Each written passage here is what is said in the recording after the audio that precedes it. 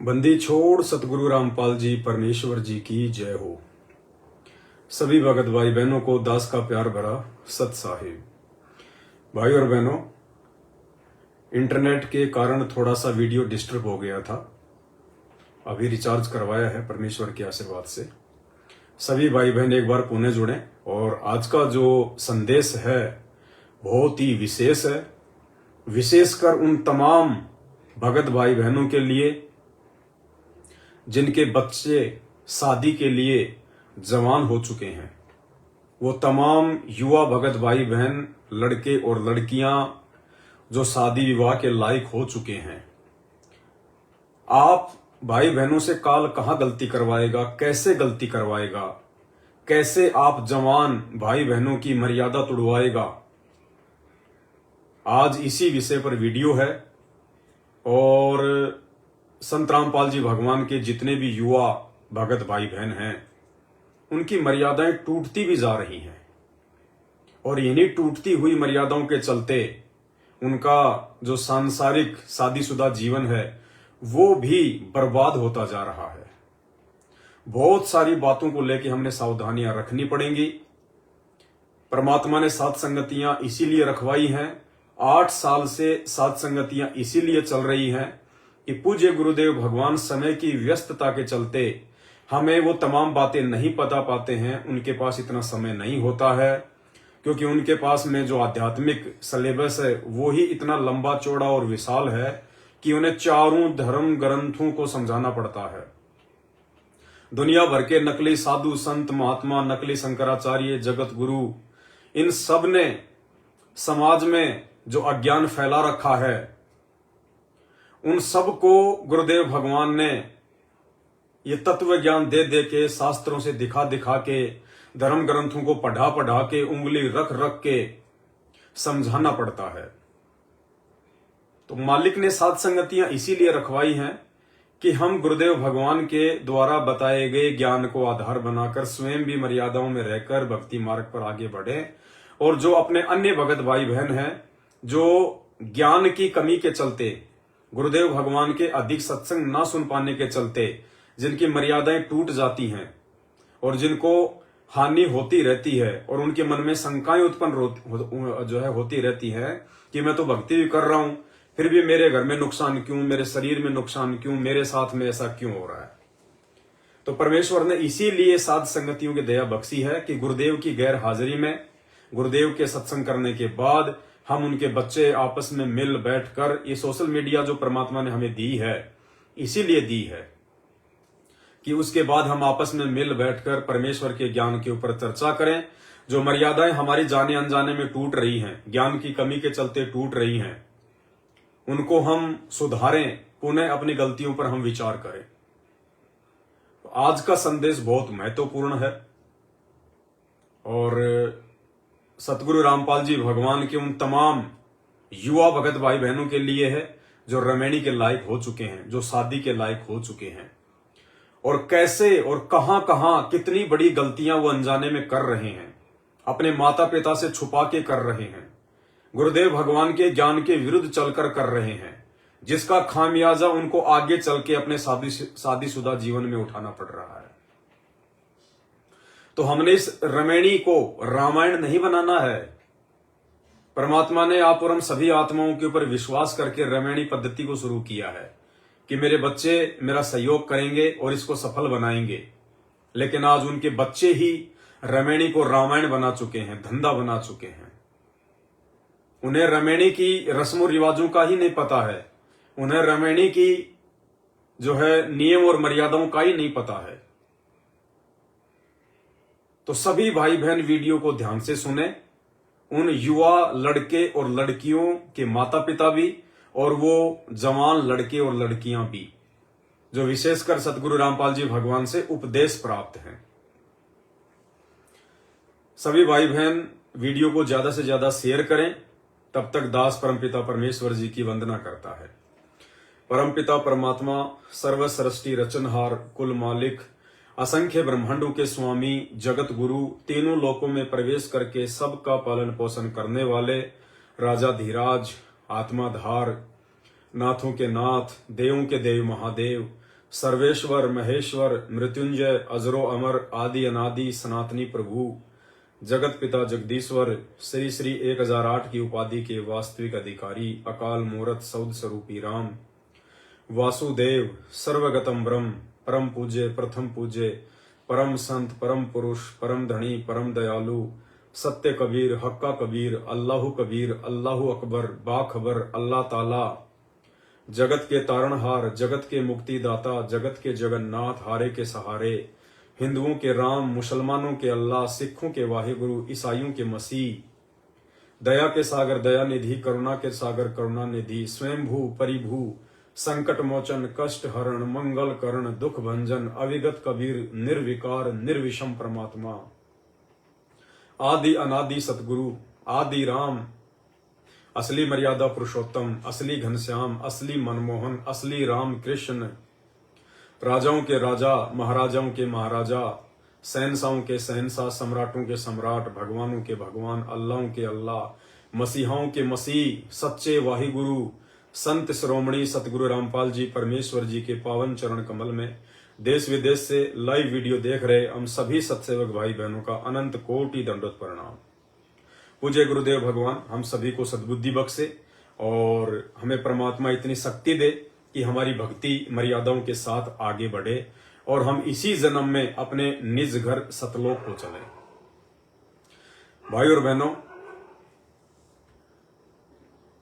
सबसे पहली बात तो ये कि गुरुदेव भगवान की लाखों में संगत है, लाखों में, परंतु उस लाखों की संगत के ऊपर गुरुदेव भगवान की इतनी असीम रजा नहीं है जितनी छप्पर फाड़ असीम रजा साध संगति के ऊपर गुरुदेव भगवान ने की है। हम साध संगत से जुड़े हुए भाई बहनों का आचार विचार व्यवहार आचरण बोल चाल भक्ति मर्यादा ये सब जग जाहिर है। हम एक ही गुरु की संतान हैं। सतलोक आश्रम मैनेजमेंट हरियाणा से जुड़े हुए भाई बहन भी और साध संगति से जुड़े हुए भाई बहन भी, इसके बावजूद हमारे में और उनमें भक्ति भाव में गुरु को भगवान मानने को लेकर आत्म कल्याण के लिए चिंतित होने को लेकर रात दिन का अंतर है। और इस मेहर को हम इसी प्रकार से बनाए रखें, यह अति आवश्यक है इस कलयुग की बिचली पीढ़ी में पूर्ण मोक्ष प्राप्त करने के लिए। भाई और बहनों, 4 युगों का इतिहास उठाकर देख लीजिए। आज से पहले साध संगतियां नहीं हुआ करती थी, क्योंकि आज से पहले उन आत्माओं को सत्संग भी बड़ी मुश्किल से सुनने को मिला करते थे। उस समय ये विज्ञान नहीं थी, सोशल मीडिया नहीं थी, ना आने जाने के लिए साधन हुआ करते थे। साल 6 महीने में कभी कभार जब कबीर परमात्मा जो गुरु रूप में आए हुए थे वो स्वयं ही चलकर अपनी आत्माओं के पास जाया करते थे। उसी समय उनको गुरुदेव भगवान के मुख कमल से सत्संग सुनने का सौभाग्य मिलता था। उसके बाद फिर उनको गुरु जी के आने का इंतजार ही करना पड़ता था, या उनको कोई ऐसा संदेशा मिल जाता था कि फला दिन गुरु जी वहां पर सत्संग करने आ रहे हैं। इसके अलावा उन आत्माओं को सत्संग सुनने का सौभाग्य नहीं मिलता था। उस समय मोबाइल नहीं थे, टीवी नहीं थे, रेडियो नहीं थे। ये सारी सुविधा गुरुदेव भगवान ने वर्तमान में कलयुग की बिचली पीढ़ी में आप और हमें प्रदान की है। सन 1995 में भारत में पहली बार मोबाइल आया, सन 1995 में। क्यों? क्योंकि कबीर सागर के अनुसार 1997 से परमात्मा ने अपने मार्ग को शुरू करना था। जब आवे 5505 तब ये वचन मेरा होगा साचा। तो 1995 में भारत में पहली बार मोबाइल आया और उसके बाद परमात्मा ने ऐसी दया बख्शी, विज्ञान के माध्यम से परमात्मा ने ऐसे ऐसे आविष्कार करवा दिए जो आज भक्ति मार्ग में हमारे सहयोगी हैं। ऊपर से परमात्मा ने हमें शिक्षित कर दिया, सर्व धर्म ग्रंथों से परिचित करवा दिया, सभी धर्म ग्रंथों का हर एक भाषा में अनुवाद करवा दिया। यानी इतनी जबरदस्त दया उस कबीर परमात्मा सतगुरु रामपाल जी भगवान ने वर्तमान में आप और हम सभी आत्माओं से भक्ति करवाने के लिए जो बख्शी है, पुण्यात्माओं, उसका वार न पार नहीं है। इस दया के लिए, इस मेहर के लिए गुरुदेव भगवान का हम जितना धन्यवाद करें उतना कम है। और इस साध संगति रूपी दया, इसका तो कहना ही क्या। यानी साध संगति से भेद जो पाया, परमेश्वर सतगुरु रामपाल जी ने सफल बनाया। ये साध संगति ही वो मंच है, वो पंथ है, वो जगह है जिसके माध्यम से हम इस कलयुग की बिचली पीढ़ी में गुरु को भगवान मान सकते हैं, गुरु को भगवान के रूप में पहचान सकते हैं, जान सकते हैं और अपना संपूर्ण भाव, श्रद्धा, लगन, समर्पण गुरुदेव के श्री चरण कमल में न्योछावर करके हम उनकी रजा प्राप्त कर सकते हैं, उनकी मेहर प्राप्त कर सकते हैं। अब जब साध संगतियों के माध्यम से परमात्मा इस काल लोक से अपनी आत्माओं को निकलवाने की ट्रेनिंग शुरू करवाएगा तो काल भी उतना ही पीछे पड़ेगा। तो हमने हर प्रकार से बच के चलना है, सोच समझ के चलना है। हमसे कोई गलती ना हो इसका तो हमें विशेष तौर पर ध्यान रखना ही रखना है। साथ में हमारे जो युवा बच्चे हैं उनसे भी किसी प्रकार की कोई गलती ना हो जाए, इसका भी हमने विशेष तौर से ध्यान रखना है। तो बाकी तो सभी प्रकार के माइनस पॉइंट से काल हमें कहां कहां तोड़ेगा, कहां हमें गिराएगा, किन किन बातों को लेके वो हमारे मन में शंका पैदा करेगा। 8 वर्षों से साध संगति के माध्यम से सभी भाई बहनों तक यह विशेष जानकारियां पहुंच रही हैं।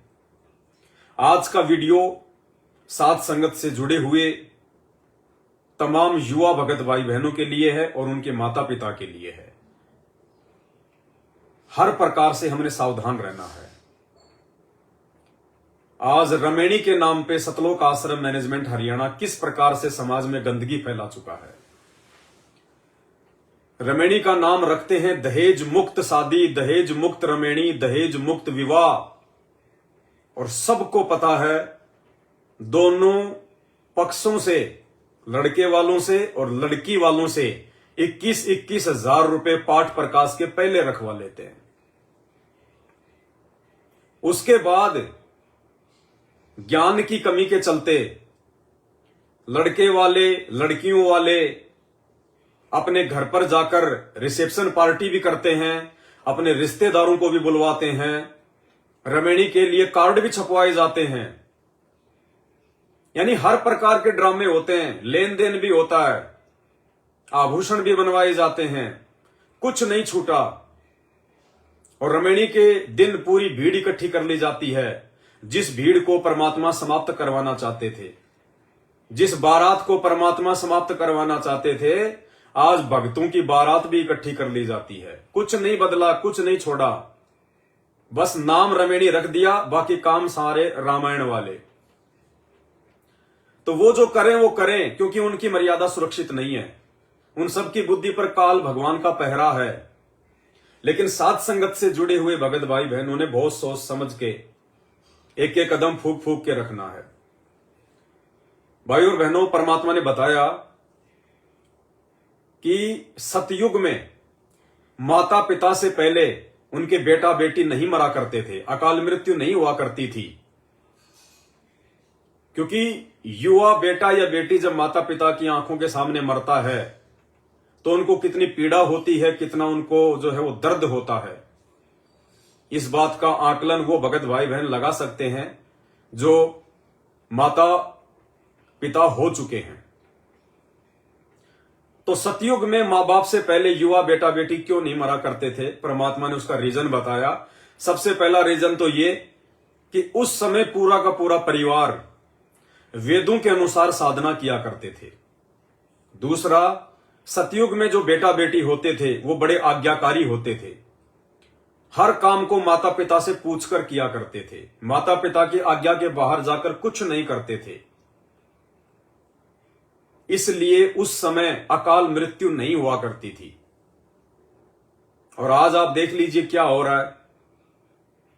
ना माता पिता का भरोसा, ना जवान बेटा बेटियों का भरोसा, कब किसको काल अपना निवाला बना ले कोई भरोसा नहीं। आज हमें परमात्मा मिल चुके हैं, हमें भगवान मिल चुके हैं, और आज हम वेदों के अनुसार नहीं, आज हम 5वें वेद सूक्ष्म वेद के आधार से भक्ति कर रहे हैं, यानी सतयुग से भी श्रेष्ठ भक्ति साधना कर रहे हैं। आज हमें वो वेदों का ज्ञान देने वाला महापुरुष कबीर भगवान साक्षात अपने गुरुदेव भगवान सतगुरु रामपाल जी भगवान के रूप में प्राप्त हो चुका है। हम उनकी शरण में हैं। जो ज्ञान वेदों में नहीं है, जो ज्ञान 5वें वेद सूक्ष्म वेद में नहीं है, जो ज्ञान 21 ब्रह्मांड में नहीं है, वो ज्ञान भी आज पूज्य गुरुदेव भगवान ने आप और हमें दे दिया। सतयुग में तो केवल वेदों के अनुसार साधना किया करते थे, लेकिन आज परमेश्वर ने उन वेदों से वो मंत्र निकालकर हमें दे दिए। जो मंत्र इन वेदों में नहीं है, वो मंत्र भी गुरुदेव भगवान ने हमें दे दिए। उसके बावजूद भी आज संत रामपाल जी भगवान से उपदेश प्राप्त करने के बावजूद, ये सत्य साधना करते रहने के बावजूद क्यों भगत भाई बहनों के घरों में अकाल मृत्यु हो रही है? क्यों जवान लड़के लड़कियों की मृत्यु हो रही है? क्यों उनके घर बर्बाद हो रहे हैं? क्यों उनके घरों में लड़ाई झगड़े हैं? क्यों उनको चिंताएं हैं? तो एक ही रीजन निकल कर आएगा कि इतना सब कुछ होने के बावजूद भी वो मर्यादाओं में नहीं है, अपने गुरुदेव भगवान के वचन पर नियमों में रह के नहीं चल रहे हैं। इसलिए ये तमाम समस्याएं ज्यों की त्यों खड़ी हुई है। तो संत रामपाल जी भगवान से उपदेश प्राप्त जितने भी युवा भगत भाई बहन हैं, और विशेषकर जो साध संगति से जुड़े हुए हैं, वो आज इस वीडियो को थोड़ा ध्यान से सुने और समझने का प्रयास करें कि आप भगत भाई बहनों से काल कैसे मर्यादा तोड़वाएगा। भाई और बहनों, इस अध्यात्म को समझने के लिए हमने सृष्टि रचना को आधार बनाना पड़ेगा, क्योंकि सृष्टि रचना में हर शंका का समाधान है। आज आप सतलोक आश्रम मैनेजमेंट हरियाणा को देख लीजिएगा। जब जवान लड़के और लड़कियां पुस्तक सेवा के लिए जाते हैं, तो वहीं पे अपनी शादी की बात भी फिक्स कर लेते हैं। माता पिता की आवश्यकता ही नहीं है, माता पिता को पता ही नहीं चलता। वो बेटे मां बाप के लिए बहू खुद ही पसंद कर लेते हैं, खुद ही तय कर लेते हैं, मां बाप को नहीं पता चलता।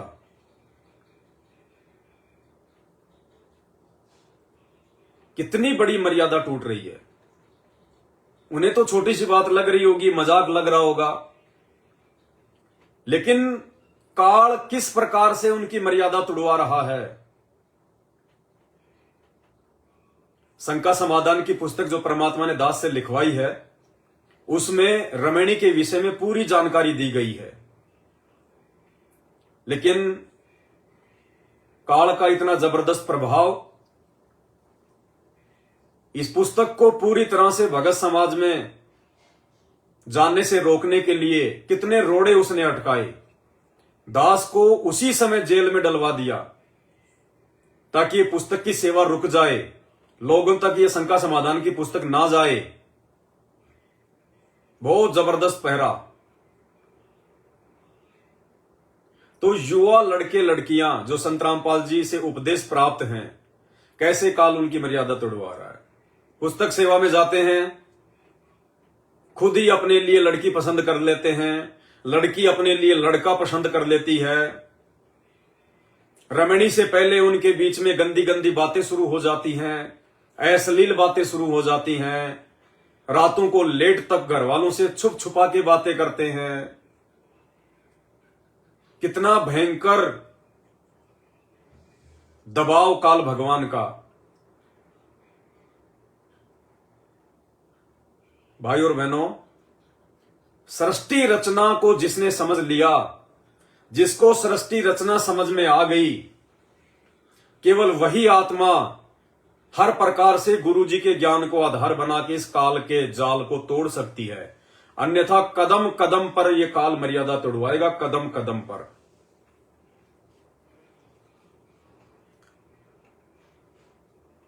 अरे एक लड़का एक लड़की दोनों ने संत रामपाल जी से उपदेश प्राप्त कर लिया। अब उन दोनों का रिश्ता क्या है? भाई और बहन का। क्या रिश्ता है? भाई और बहन का। अरे एक भाई बहन आपस में कैसे अपनी शादी की बातें कर सकते हैं? वो धर्म के भाई बहन हैं, वचन के भाई बहन हैं, और कहते हैं धर्म का भाई और धर्म की बहन, ये तो सगे भाई बहन से भी ज्यादा पाक और पवित्र रिश्ता होता है।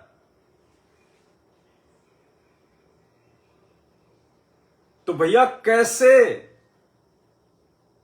आप अपनी बहन से अपनी शादी की बातें कर सकते हो? क्या कभी आपने सोचा? क्या कभी आपने विचार किया? आपकी सबसे पहली मर्यादा तो यही टूट गई। परमेश्वर सतगुरु रामपाल जी भगवान का यह तत्व ज्ञान कहता है, सृष्टि रचना का सारांश कहता है कि रमणी की बात, शादी विवाह की बात लड़के और लड़की आपस में नहीं कर सकते। भाई आप जगत नहीं हो, आप भगत हो। आप जगत के आधार से ना चलिए कि आप स्कूल में पढ़ते हैं, आप कॉलेज में पढ़ते हैं, आप किसी कंपनी में काम करते हैं, आपस में आप दोनों के रिश्ते बन गए, आप साथ साथ भी रहने लग गए, आप मोबाइल पे उल्टी सीधी बातें भी करते हैं, शारीरिक संबंध भी बनाते हैं, माता पिता को पता चले ना चले आप जी कोर्ट में जाके शादी भी कर लेते हैं। आप जगत वाले नहीं हैं, आप परम पिता परमेश्वर सतगुरु रामपाल जी भगवान के भगत हैं, उनके शिष्य और शिष्या हैं। आप लोगों के लिए बहुत सारे प्रतिबंध हैं, बहुत सारे नियम हैं, मर्यादाएं हैं। आप अपनी गुरु बहन से, आप अपनी धर्म की बहन से, जो कि सगी बहन से भी बढ़ के होती है, आप कैसे अपने रिश्ते की बात कर सकते हैं? कैसे आप अपनी शादी की बात कर सकते हैं? विशेषकर साथ संगति से जुड़े हुए युवा भगत भाई बहन, आप लोगों ने ध्यान रखना पड़ेगा। परमात्मा जितनी बड़ी रजा करता है ना, परमात्मा धक्का भी उतना तेज ही मारता है। ऐसे खड्डे में जाके गिरोगे, जिंदगी में कभी उठ नहीं पाओगे। इस भक्ति में व्यभिचार नहीं चलता, दुराचार नहीं चलता। शंका समाधान की पुस्तक में परमात्मा ने पूरा विस्तार से विवरण लिखवाया हुआ है। अगर आप युवा हो गए हैं, आप जवान हो गए हैं, पहली बात तो आपने अपने मम्मी पापा को यह कहना ही नहीं। अगर असल में आप संत रामपाल जी के भगत हैं और ज्ञान को आधार बना के भक्ति कर रहे हैं और आप युवा हो गए हैं शादी के लायक, तो आपने तो अपनी तरफ से किसी भी प्रकार से किसी भी लड़की से शादी विवाह की बात करनी नहीं है, और ना ही आपने अपने माता पिता से कहना है कि मेरी शादी करवा दो या मुझे शादी करनी है। ये इस ज्ञान में नहीं है। या तो आपके माता पिता आपकी युवा अवस्था को देख के स्वयं ही आपके रिश्ते की बात करें, अन्यथा आपको गुरुदेव के ज्ञान को आधार बना के चलना पड़ेगा कि यदि परमात्मा ने आपका कहीं पर रिश्ता जोड़ रखा है, कोई संस्कार जोड़ रखा है, तो किसी न किसी माध्यम से परमात्मा समय आने पर आपके रिश्ते को जोड़ देगा। आपने गुरुदेव भगवान पर विश्वास करना होगा। और आप यदि साध संगति से जुड़े हुए हैं तो आपने तो विचार ही नहीं करना इस बात पर कि मैं जवान हो गया, जल्दी से मेरी शादी हो जाए, मेरे माता पिता शादी में लेट क्यों कर रहे हैं। क्योंकि परमेश्वर हमें नित्य नियम में रोज पढ़ाते हैं कि चिंत्या तो हरि नाम की और न चिंत्या दास, और जो कोई चिंत्या नाम बिना सोए काल की फांस। यदि आप स्वयं अपनी रमणी के विषय में भी सोचते हैं, दूसरों से बात करना तो बहुत दूर की बात है, माता पिता से कहना तो बहुत दूर की बात है, अपनी खुद की धर्म की बहन से अपने रिश्ते की बात करना सेटिंगबाजी करके बहुत दूर की बात है। इस ज्ञान के आधार से आप जी रमणी की अपने मन में भी नहीं सोच सकते,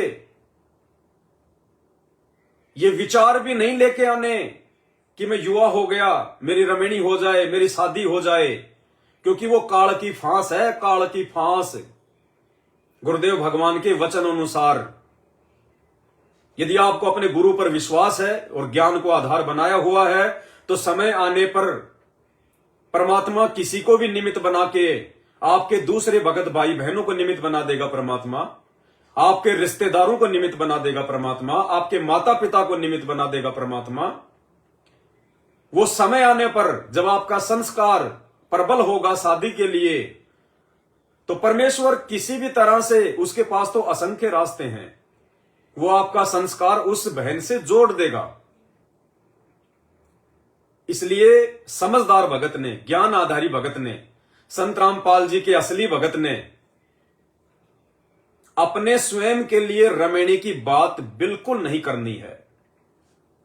और यहां क्या हो रहा है, पुस्तक सेवा में ही माता पिता के लिए बहू पसंद कर ली जाती है। रमणी से पहले अश्लील बातें शुरू हो जाती है, गंदी बातें शुरू हो जाती है फोन पर, और कभी शारीरिक रूप से मिल गए तो शारीरिक संबंध भी बना लिए जाते हैं, कोई बड़ी बात नहीं है। ये सबसे बड़ा काल का जाल है, बहुत बड़ी चोट खाओगे, बहुत बड़ी।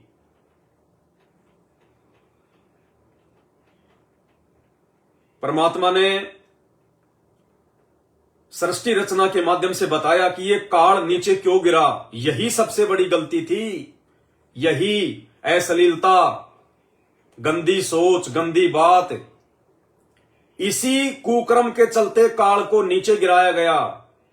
आज उसका नाम शैतान है, उसको भयंकर श्राप लगा। ये सबसे भयंकर दोष है, सबसे भयंकर। जो गलती काल ने सतलोक में की और उसकी सजा पाई, वही गलतियां ये काल आपसे भी करवाएगा, क्योंकि काल को पता है कि यदि उस परमपिता परमेश्वर के हृदय से, उसके दिल से यदि इन आत्माओं को नीचे गिराना है, तो क्या क्या विधियां अपनानी चाहिए, कौन कौन से षड्यंत्र इनके साथ में खेलने चाहिए, क्योंकि वो खुद इस षड्यंत्र का शिकार है। उसने भी यही गलती की थी सतलोक में। माता पिता की आज्ञा के बिना, अपने बाप की आज्ञा के बिना दुर्गा के ऊपर गंदी नजर, दुर्गा के साथ में स्त्री इंद्री बनाने की अश्लील हरकत, जिसकी सजा आज वो भुगत रहा है।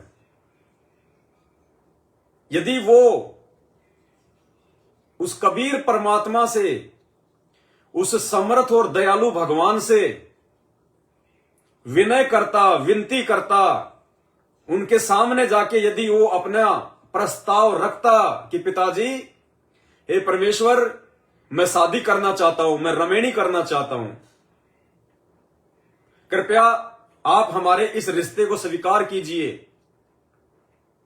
तो भाई और बहनों, परमात्मा उसको इस गंदे लोक में ना भेजता। अरे जिस परमात्मा ने उसको सर्व वस्तुएं प्रदान की, 5 तत्व और 3 गुण प्रदान किए, मना नहीं किया परमात्मा ने उसको, क्योंकि वो समर्थ भगवान है, उसके पास किसी चीज की कोई कमी नहीं है। उसने 3 बार सतलोक में तप किया, 64 युग, 64 युग और 70 युग, तीनों बार परमात्मा ने उसकी इच्छा पूर्ति की। उसने 5 तत्व और 3 गुण मांगे, परमात्मा ने दे दिए। कितनी कीमती वस्तु, सृष्टि रचना की वस्तु दे दिए उसको परमात्मा ने। उसने 21 ब्रह्मांड मांगे, परमात्मा ने उसको वो भी दे दिए। उसने परमात्मा के जिगर के टुकड़े, उनकी आत्माएं मांगी, परमात्मा ने कोई न कोई रास्ता निकाल के वो भी उनको दे दी। इसके बावजूद भी उसने थोड़ी सी कॉमन सेंस का प्रयोग नहीं किया और वो गलती कर बैठा। परमात्मा ने उसके पास में दुर्गा को, यानी उसकी बहन को भेजा कि बेटी तू जा और उसके लोक में सृष्टि रचना में उसका सहयोग करना, मैंने तुझे शब्द शक्ति दे दी है और जितनी आत्मा वो कहे उतनी तू उसके लिए अपने वचन से पैदा कर देना। उस समय दुर्गा को और काल को ये योनि और इंद्री नहीं थी। परमात्मा ने उस बेटी को, उस बहन को भेजा उसके पास में, लेकिन वो नालायक वही नालायकी कर बैठा जो नालायकी आज संगत में युवा भगत भाई बहन कर रहे हैं। और वो आज हमसे वही गलती करवाएगा। वो भी चाहेगा कि इन आत्माओं को मैं कबीर भगवान की नजरों से नीचे गिरा दूं, क्योंकि उसको पता है कि कौन कौन से कुकर्म करने से भगवान सदा सदा के लिए उन आत्माओं को दिल से रिजेक्ट कर देता है, जैसे काल को किया। तो काल ने दुर्गा के युवा रंग रूप को देखकर, उसके उभरे हुए अंगों को देखकर उसके ऊपर गंदी नजर डाली, उसके साथ में संभोग करने की इच्छा जाहिर की, उसके साथ में गलत हरकतें की और अपने नाखूनों से स्त्री इंद्री बनाने की कोशिश की, काम वासना के वशीभूत होकर। और ये सबसे बड़ी गलती कर बैठा वो, और उसकी सजा आज वो भुगत रहा है। अगर वो परमात्मा से जाके कहता कि परमात्मा आप जी दुर्गा के साथ में मेरा रिश्ता तय कर दीजिए, आप हमें पति और पत्नी का जो है वो दर्जा दे दीजिए, तो क्या परमात्मा उनकी शादी नहीं करवाता? अवश्य करवाता। लेकिन उसने गलती करी, अपने बाप से छुपकर, अपने बाप से छुपाकर, अपने बाप का भय ना मानकर उसने गलती की और आज वो सजा भोग रहा है। तो आज वो हमसे वो तमाम गलतियां करवाएगा, क्योंकि उसको पता है कि किस गलती के करने से क्या सजा मिलती है। और इसके बावजूद जब काल को वहां से निष्कासित कर दिया गया, उसको श्राप दे दिया गया, उसके बाद परमात्मा ने इसी ज्ञान गंगा पुस्तक में पेज नंबर 38 पर लिखा है कि उसके वियोग में अक्सर पुरुष पर ब्रह्म भी चिंतित रहने लगा। उसने सोचा कि मेरा दोस्त, मेरा भाई जो 21 ब्रह्मांड लेके, 5 तत्व, 3 गुण लेके, असंख्य आत्माएं लेके, और जो दूसरे लोक में चला गया, ना जाने कितना सुख भोग रहा होगा, कितने आनंद भोग रहा होगा। उस क्षर पुरुष की चिंता में वो जो अक्सर पुरुष था वो भी बेचैन रहने लगा। लेकिन उसने वहां पे कोई तप नहीं किया, उसने सहज समाधि यानी उसने सारनाम का जाप करना शुरू कर दिया, और मन में चिंता उस काल की कि वो ना जाने क्या क्या सुख भोग रहा होगा। अंतर्यामी परमात्मा थे, समझ गए। सेम टू सेम घटना जो काल के साथ हुई थी वो ही उसके साथ हुई। परमात्मा ने उसको कहा कि भैया तुझे क्या चाहिए, तो उसने सारी बातें बताई कि परमात्मा मेरे को भी ऐसे ऐसे अलग से, मेरे को राज्य चाहिए, मेरे को ब्रह्मांड चाहिए, मेरे को आत्माएं चाहिए। परमात्मा ने दया करी, और सबसे पहले जिस आत्मा ने अक्सर पुरुष के साथ भी जाने के लिए हाथ खड़ा किया था, इसी ज्ञान गंगा पुस्तक के पेज नंबर 38 को पढ़ लेना। परमात्मा ने एक, जैसे काल के लिए सबसे पहले एक युवा लड़की जिसको अष्टंगी कहते हैं, जिसको दुर्गा कहा गया, ऐसे ही परमात्मा ने जितने भी आत्माओं ने अक्सर पुरुष के साथ में जाने की सहमति दी, उनमें से सबसे पहले हाथ खड़ा करने वाली आत्मा को एक युवा लड़की बनाया और उसका नाम रखा ईश्वरी माया, प्रकृति सूरती ईश्वरी माया। और दुर्गा की तरह उसके अंदर भी सभी जीव आत्माओं को फीड कर दिया और कहा कि बेटी जा, जितनी आत्मा कहे तो उसके लिए प्रकट कर देना। वो ईश्वरी माया अक्सर पुरुष के पास गई, जहां परमात्मा ने उसको 7 संग ब्रह्मांड दिए थे। लेकिन अक्सर पुरुष ने वो गलती नहीं करी, क्योंकि अक्सर पुरुष उस गलती का अंजाम जानता था।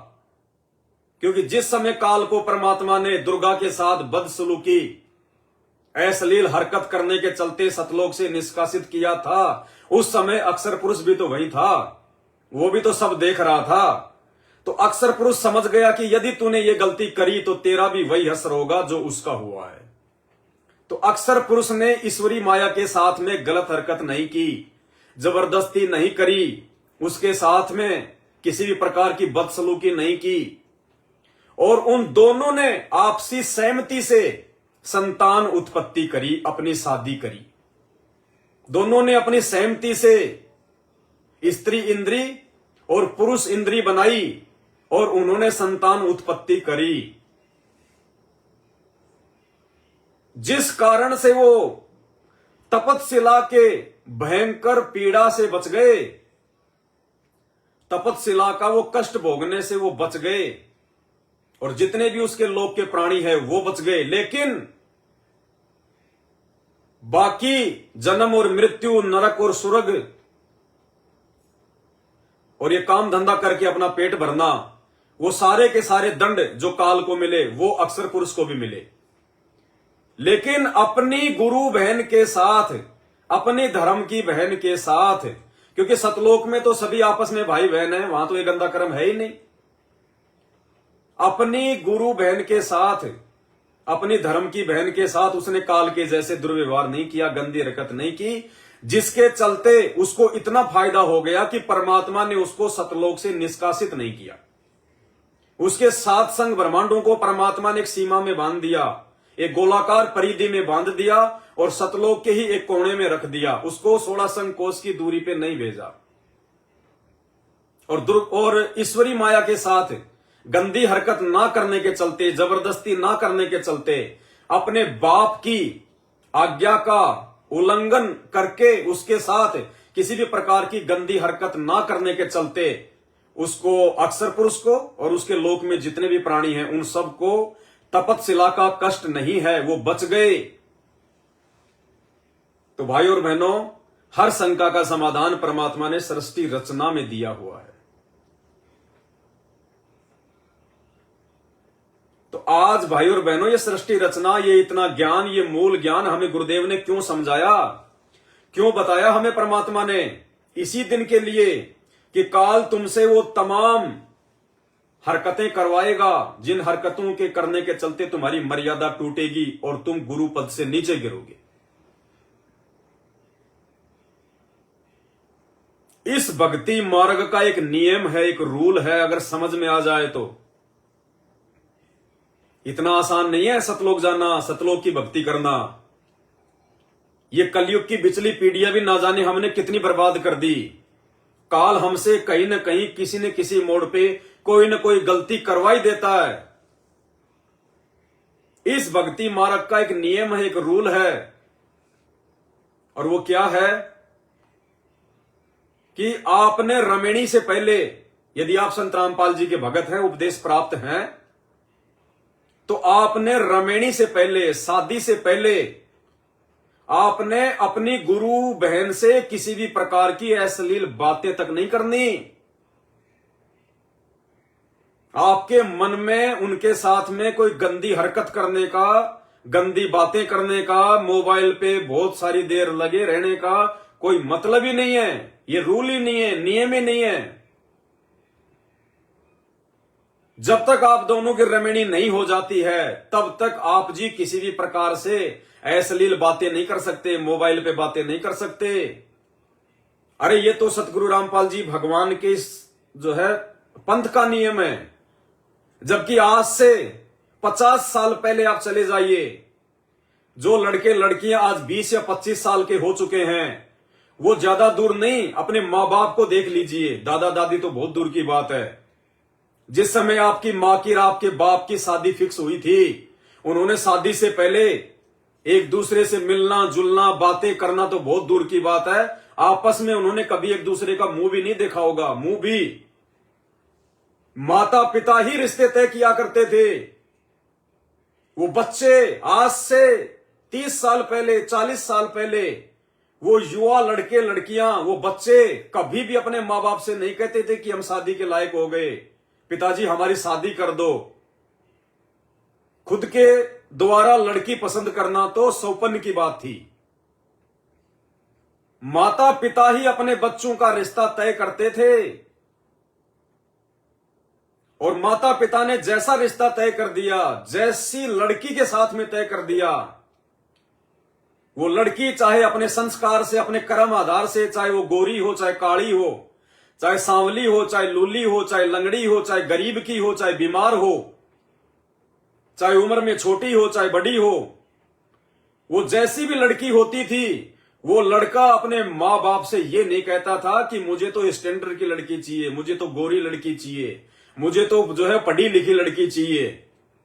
जैसा माता पिता उसके लिए रिश्ता तय कर देते थे, बच्चा उसमें ना नुकर नहीं करता था, जुबान उठा के भी नहीं बोलता था।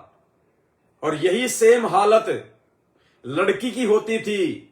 लड़की के माता पिता अपनी बच्ची के लिए जैसा भी लड़का पसंद कर देते थे, लड़की सिर उठा के बात भी नहीं करती थी। आज भी नहीं करती लड़कियां तो 90%। शहरों की बात छोड़ दीजिए आप, गांव में तो आज भी माता पिता ने यदि रिश्ता तय कर दिया लड़की का तो कुछ नहीं कहती है बेचारी।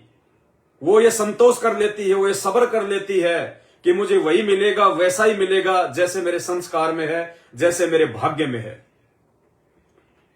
अरे जब वो आज से 30-40 साल पहले और वो अनुपदेशी लड़के और लड़कियां भी अपने मां बाप के ऊपर इतना विश्वास किया करते थे, इतनी इज्जत दिया करते थे उनको, इतनी आज्ञा का पालन करते थे, जैसा लड़का लड़की उनके लिए पसंद कर देते थे वो आवाज नहीं उठाते थे, सवाल नहीं करते थे।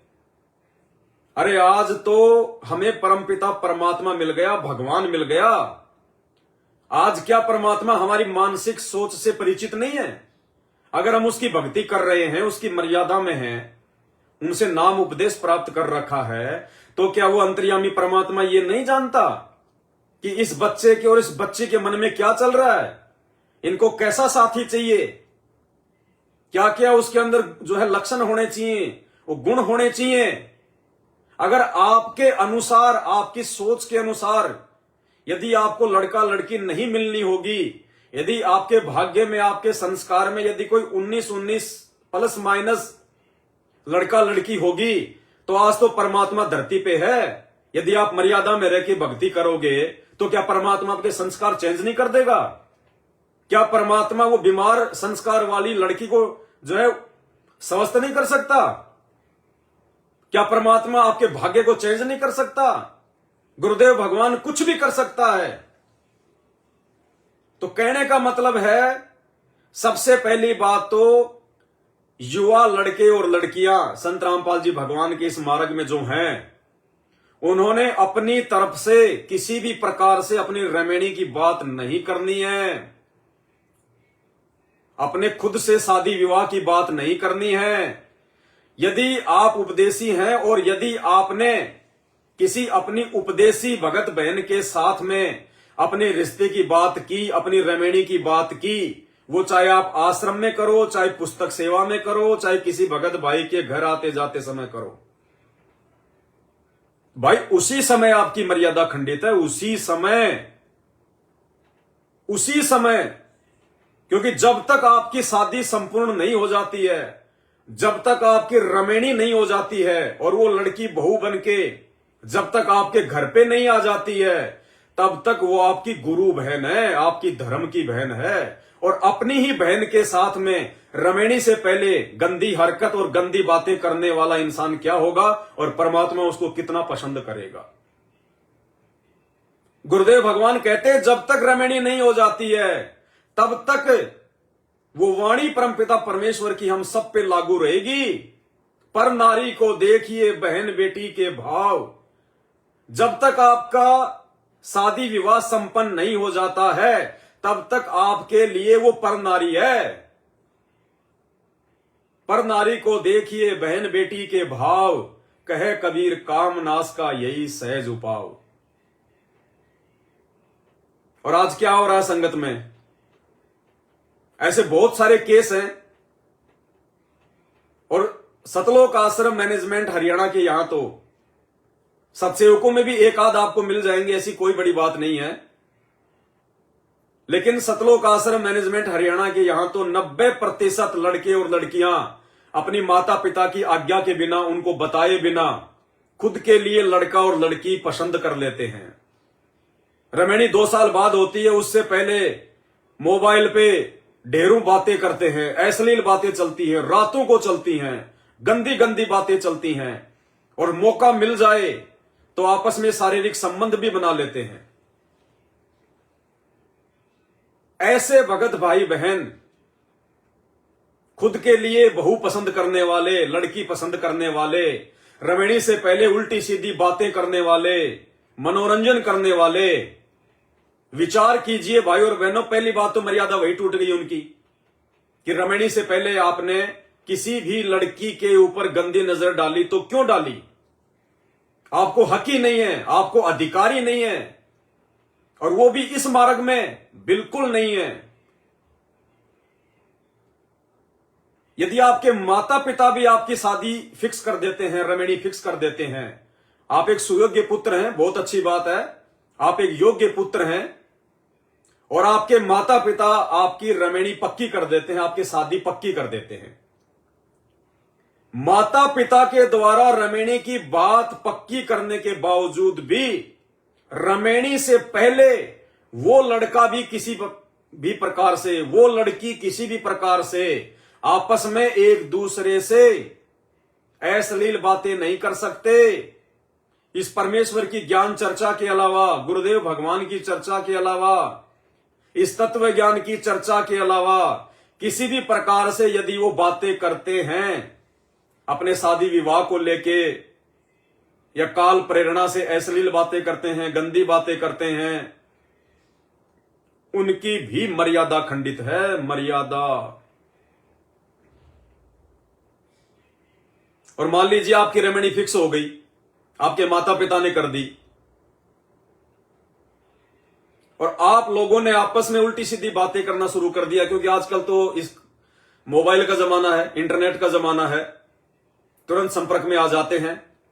माता पिता ने आपकी रमणी फिक्स कर दी, आप अच्छे बच्चे हैं, आपने अपनी तरफ से कोई प्रयास नहीं किया, और माता पिता ने आपकी युवा अवस्था को देखकर आपके योग्य जैसा भी उन्होंने उचित समझा, उन्होंने आपके लिए रमणी फिक्स कर दी, ठीक है। और जैसे ही आपको पता चला, या काल प्रेरणा से आप कभी आश्रम में आपस में मिल गए, या कभी पुस्तक सेवा करने गए, तब आपस में लड़का लड़की मिल गए जिनके रमणी फिक्स हो चुकी है, मोबाइल नंबर ले लिए, आपस में आपने बातचीत करना शुरू कर दिया, वो उल्टी हरकतें आपने शुरू कर दी। अब मान लीजिए किसी कारणवश आप लोगों की रमणी कैंसिल हो जाती है, आपके माता पिता ने आपकी जो शादी फिक्स की थी, जो रमणी फिक्स की थी, मान लीजिए आपका रिश्ता किसी कारण से टूट जाता है और आपकी शादी की बात कहीं और कर दी जाती है, या आपकी शादी कहीं और हो जाती है, तो भाई उस लड़की के साथ में आपका क्या संबंध रहा फिर? वो पहले वाली लड़की जिसके साथ आपकी रमणी होनी थी, शादी होनी थी, किसी कारण से नहीं हो पाई, और रमणी से पहले आपस में आप लोग बातचीत किया करते थे, गंदी बात, अश्लील बात, पति पत्नी के संबंधों वाली बात। अब जब उस लड़के लड़की से आपका रिश्ता टूट गया और माता पिता ने कहीं और आपकी रमणी कर दी जगत में या भगत में, तो पहले वाली लड़की के साथ में आपका क्या रिश्ता रहेगा? गुरु बहन का? अरे किस मुंह से आप उसको अपनी गुरु बहन कहोगे जिसको आपने 75% अपनी पत्नी बना लिया? किस मुंह से उसको आप अपनी बहन कहोगे, गुरु बहन कहोगे? ये काल ऐसे ही ठगता है। भाई और बहनों, यदि आप ऐसी गलती कर रहे हैं तो समय रहते संभल जाना, अपने माता पिता के ऊपर आश्रित रहो। क्या आपके माता पिता कोई बालक है क्या? आप अपने माता पिता से ज्यादा बुद्धिमान हो क्या? जो कर्म आपने शुरू नहीं किया, आपके माता पिता वो करके छोड़ चुके हैं, तो क्या उन्हें नहीं पता कि बच्चे की क्या आवश्यकता है और कब आवश्यकता है? क्या आपके माता पिता को नहीं पता इस बात का कि आप जवान हो गए, आपकी रमणी भी करनी है, वर्तमान समय का खाना पीना, लोगों की सोच, लोगों की संगति क्या है, लड़का इन बातों को, लड़की इन बातों को कितनी जल्दी समझने लग जाते हैं? क्या उनको नहीं पता इस बात का? अगर वो धैर्य धारण करके बैठे हैं और आपके युवा होने के बावजूद भी किसी प्रकार की रमणी की बात नहीं कर रहे हैं, तो उनके मन में भी तो कुछ चल रहा होगा, उनकी भी तो कुछ सोच होगी, या आप उनसे कहीं ज्यादा समझदार हो? ये काल ऐसे ठगता है क्योंकि ये परीक्षा का समय है। वो माता पिता को चुप उस परमात्मा ने कर रखा है, गुरुदेव भगवान ने कर रखा है, वो चाहे ज्ञान आधार से कर रखा है, चाहे कुछ और सोच के कर रखा है, क्योंकि परमात्मा ने आपकी परीक्षा भी तो लेनी है। परमात्मा ने आपको आप ही के कुकर्मों के चलते, ताकि आप कल को परमात्मा को दोष ना दे सको कि परमात्मा मैंने क्या गलती कर दी, मेरे से तो कोई गलती नहीं हुई।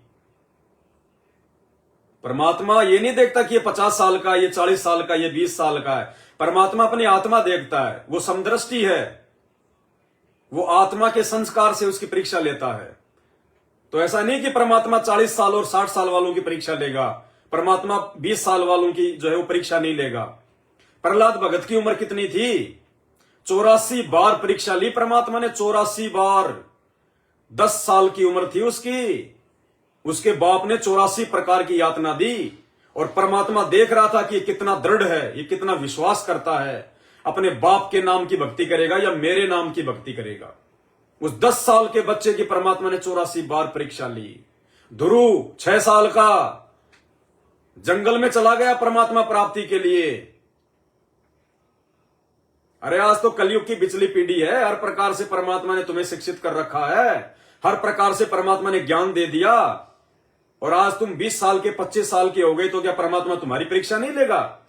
क्या परमात्मा तुम्हें तुम्हारे मां बाप के पीछे भेज देगा सतलोक कि चलो भाई पूरे के पूरे परिवार ने उपदेश ले लिया, इन बच्चों की क्या परीक्षा लेनी? अरे स्कूल एलकेजी से लेके यदि 12वीं क्लास तक का है तो परीक्षा एलकेजी वाले की भी होती है और परीक्षा 12वीं वाले की भी होती है। वो टीचर ये नहीं देखता कि ये तो एलकेजी का बच्चा है, इसकी क्या परीक्षा लेंगे। एलकेजी वाले की एलकेजी के हिसाब से परीक्षा लेगा और 12वीं कक्षा वाले की 12वीं के हिसाब से परीक्षा लेगा। ये परीक्षा का समय है हमारा। भाई और बहनों, परमात्मा हमें एक शब्द के माध्यम से बताते हैं, सत कबीर दवारे तेरे पर एक दास भिखारी आया है, भक्ति की भिक्षा दे दी जो उम्मीद कटोरा लाया है। उसमें एक चौपाई आती है जिसमें परमात्मा कहते हैं, जवानी के होती जात नहीं, कोई मिल्या भजन में साथ नहीं, और मेरी सुनीति जैसी मात नहीं जिसने बेटा भगत बनाया है। यानी गुरुदेव भगवान अपने ऊपर इस बात को लेके कह रहे हैं कि परमात्मा, हम आपको कैसे पहचानते, हम आपको कैसे जानते मालिक, हम कैसे आपकी भक्ति कर पाते परमात्मा। कहते हैं जवानी के होती जात नहीं, कोई मिल्या भजन का साथ नहीं, कि ये जो जवान जो शरीर होता है, जो जवान जो युवा अवस्था होती है, परमात्मा काल इसमें हर प्रकार से जीव को भ्रमित रखता है। जवानी की कोई जाति नहीं होती, कोई धर्म नहीं होता। चमार के लड़के को यदि ब्राह्मण की लड़की पसंद आ गई तो आ गई, समाज में उसका क्या इफेक्ट पड़ेगा, माता पिता के ऊपर क्या इफेक्ट पड़ेगा, वो नहीं देखते। ब्राह्मण की लड़की को यदि चमार का लड़का पसंद आ गया तो वो ये नहीं देखती कि मेरे माता पिता की क्या इज्जत है, क्या बेइज्जती है, क्या समाज है, क्या परिवार है, क्योंकि वो अंधे होते हैं उस समय। इसलिए परमात्मा कहते हैं जवानी के होती जात नहीं। क्यों? क्योंकि कोई मिला भजन का साथ नहीं, कोई भक्ति की बातें बताने वाला मिला ही नहीं, कोई इस प्रकार का उपदेश ज्ञान देने वाला मिला ही नहीं जो हमें इन कर्म कुकर्मों के विषय में बताए। तो कहते हैं जवानी के होती जात नहीं, कोई मिला भजन का साथ नहीं, और मेरी सुनीति सी मात नहीं जिसने बेटा भगत बनाया है। सुनीति परमात्मा ने बताया, ध्रुव की मां का नाम था सुनीति, और सुनीति ने अपने बेटे को भगत बनाया। जब ध्रुव छोटा सा था, उसके बाप ने दूसरी शादी कर ली थी, उसकी मां को और ध्रुव को अलग साइड में जो है वो पटक दिया था उसकी मौसी ने। उनको राजपाट में कोई हिस्सा नहीं दिया, उनको महल में नहीं रहने दिया जाता था। उनको 1 किलो अनाज रोज का दिया जाता था, 1 किलो अनाज, उसी में अपना वो गुजर बसर करते थे दोनों माँ बेटे, राजा की औरत होने के बावजूद। अब ध्रुव छोटा सा था, 5-6 साल का। एक दिन वो अपने बाप की गोद में जाके बैठ गया। अब उसकी मौसी आ गई, मौसी ने उसको लात मारी, वहीं से गुड़ता गुड़ता नीचे गया, रोता रोता अपनी माँ के पास आया। बोले माँ माँ, बोले हाँ, बोले मुझे मेरी मौसी ने मारा। बोला बेटा उनका राज है, वो राजा है बेटा, उनका राज है। तो ध्रुव ने सोचा कि भाई जिनके पास राज होता होगा वो तो बड़ी मौज करते हैं, बड़ी ऐश करते हैं, वो तो जो मर्जी कर सकते हैं। बोला माँ ये राज कैसे मिलता है? बोले बेटा भक्ति करने से मिलता है, भगवान की भक्ति करने से राज मिलता है। आज वाले माँ बाप की तरह नहीं कि बेटा तू पढ़ ले, लिख ले, डॉक्टर बन जा, हैं 2 रुपए की दवाई की फिर तू 50 रुपए लेना, या फिर तू कोई फौज पुलिस में लग जा, रिश्वत लेना, कोई बड़ा अधिकारी बन जा, लोगों को लूटना, डराना, धमकाना, ऐसे नहीं कहा उसने कहा बेटा भगवान की भक्ति करने से सब कुछ मिलता है। ये राज पाठ, ये पद, ये नौकरी, इज्जत, ये सब कुछ बेटा राज से जो है परमात्मा की भक्ति से मिलता है। तो ध्रुव ने कहा कि मां मैं भक्ति करूंगा, यानी माता ने उसको भगत बनाया ये बात बोल के। अगर वो मां उसको और कुछ बोल देती तो वो तो बालक था, उसको क्या पता, वो तो उल्टे कर्मों में लग जाता। मां कह देती कि बेटा 2 के 4 करने से, मिलावट करने से, चोरी जारी करने से आदमी जो है पैसे वाला बन जाता है, वो तो बालक था, उसको क्या पता, वो तो उल्टा काम शुरू कर देता। लेकिन मां ने क्या समझाया कि बेटा भगवान की भक्ति करने से राज मिलता है। तो ध्रुव ने अपनी मां की आज्ञा का पालन किया और जंगल की तरफ चल दिया। मां ने बहुत रोका, नहीं रुका। उनको यही पता था कि भाई जंगल में जाने से, तपस्या करने से भगवान मिलता है, क्योंकि पहले ये साधु संत महात्मा ये बिना ज्ञान के यही किया करते थे। तो जंगल की तरफ चल दिया। बोला मां अब तो भगवान को प्राप्त करके, राज प्राप्त करके आऊंगा। रास्ते में उसको नारद जी के रूप में कबीर परमात्मा मिल गए, सतगुरु रामपाल जी भगवान, और कहा कि बेटा कहां जा रहा है। बोला ऋषि जी राज चाहिए, परमात्मा की प्राप्ति के लिए जा रहा हूं, भगवान को प्रसन्न करूंगा, भक्ति करूंगा। तो बोला बेटा भगवान बिना गुरु के नहीं मिलता। उसी समय ध्रुव ने नारद जी के पैर पकड़ लिए। बोला फिर आपसे अच्छा गुरु और कहां मिलेगा जिसने मेरा मार्गदर्शन कर दिया। नहीं मैं तो जंगल में जाता, पता नहीं क्या क्या करता। तो परमेश्वर ने उसको उपदेश दिया और फिर जो है ध्रुव ने मात्र 5-6 साल के अंदर अंदर परमात्मा की इतनी लगन से भक्ति करी। मालिक ने ऐसी परिस्थितियां बना दी, ऐसी परिस्थितियां बना दी। ध्रुव का भाई था उत्तम, जो राजा था उसके बाप के बाद, उसकी एक युद्ध में उसकी मृत्यु हो गई। उत्तम की जगह ध्रुव को राज मिला। उत्तम की जितनी भी रानियां थी वो भी ध्रुव के साथ में हो गई। और कितनी, परमात्मा कहते हैं 36,000 वर्ष तक ध्रुव ने राज किया, 36,000 वर्ष तक। तो परमात्मा कहते हैं जवानी का होती जात नहीं, कोई मिला भजन का साथ नहीं, मेरी सुनीति जैसी मात नहीं जिसने बेटा भगत बनाया है। अब भाई और बहनों ये बहाने कि जवानी का होती जात नहीं, कोई मिला भजन का साथ नहीं, मेरी सुनीति जैसी मात नहीं जिसने बेटा भगत बनाया है, ये 3 प्रकार के बहाने आज आप नहीं कर सकते। क्योंकि आज आपको आपके माता पिता के माध्यम से ही भगवान से जोड़ा गया है। आज आपके माता पिता पहले सतगुरु रामपाल जी भगवान से जुड़े, उसके बाद आपकी मां ने, आपके बाप ने आपको उनसे उपदेश दिलाया। तो आप ये नहीं कह सकते कि मेरी सुनीति जैसी मात नहीं जिसने बेटा भगत बनाया। आज आपके मां बाप ने आपको भगत बना दिया। जवानी के होती जात नहीं, कोई मिला भजन का साथ नहीं। आज आपको साथ भी मिल गया, आज आपको भगवान का साथ मिल गया। अरे भजन का ही नहीं, भगवान का साथ मिल गया।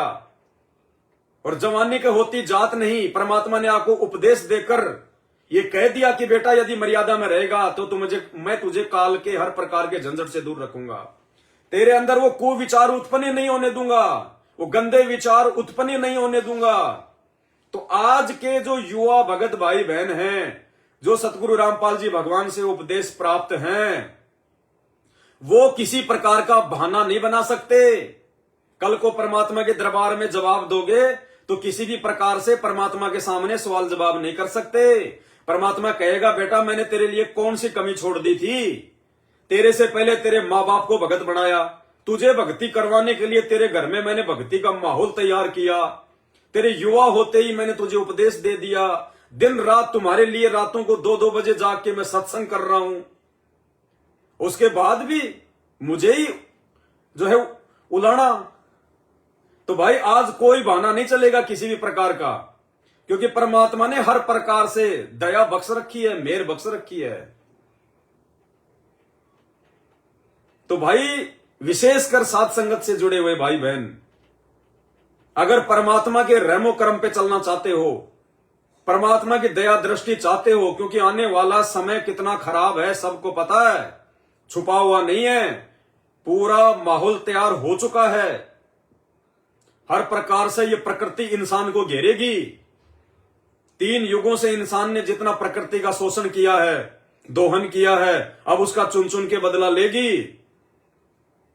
जितनी भी आत्माओं को, जितने भी जानवरों को, पशु पक्षियों को इंसानों ने अपने जाड़ के स्वाद के लिए मारा है, काटा है, खाया है, आज वो सभी आत्माएं वायरस के रूप में चुन चुन के बदला लेंगी।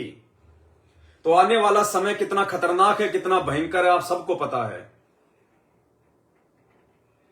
तो विशेषकर साथ संगत से जुड़े हुए युवा भगत भाई बहन, इन गलतियों को करने से बचें।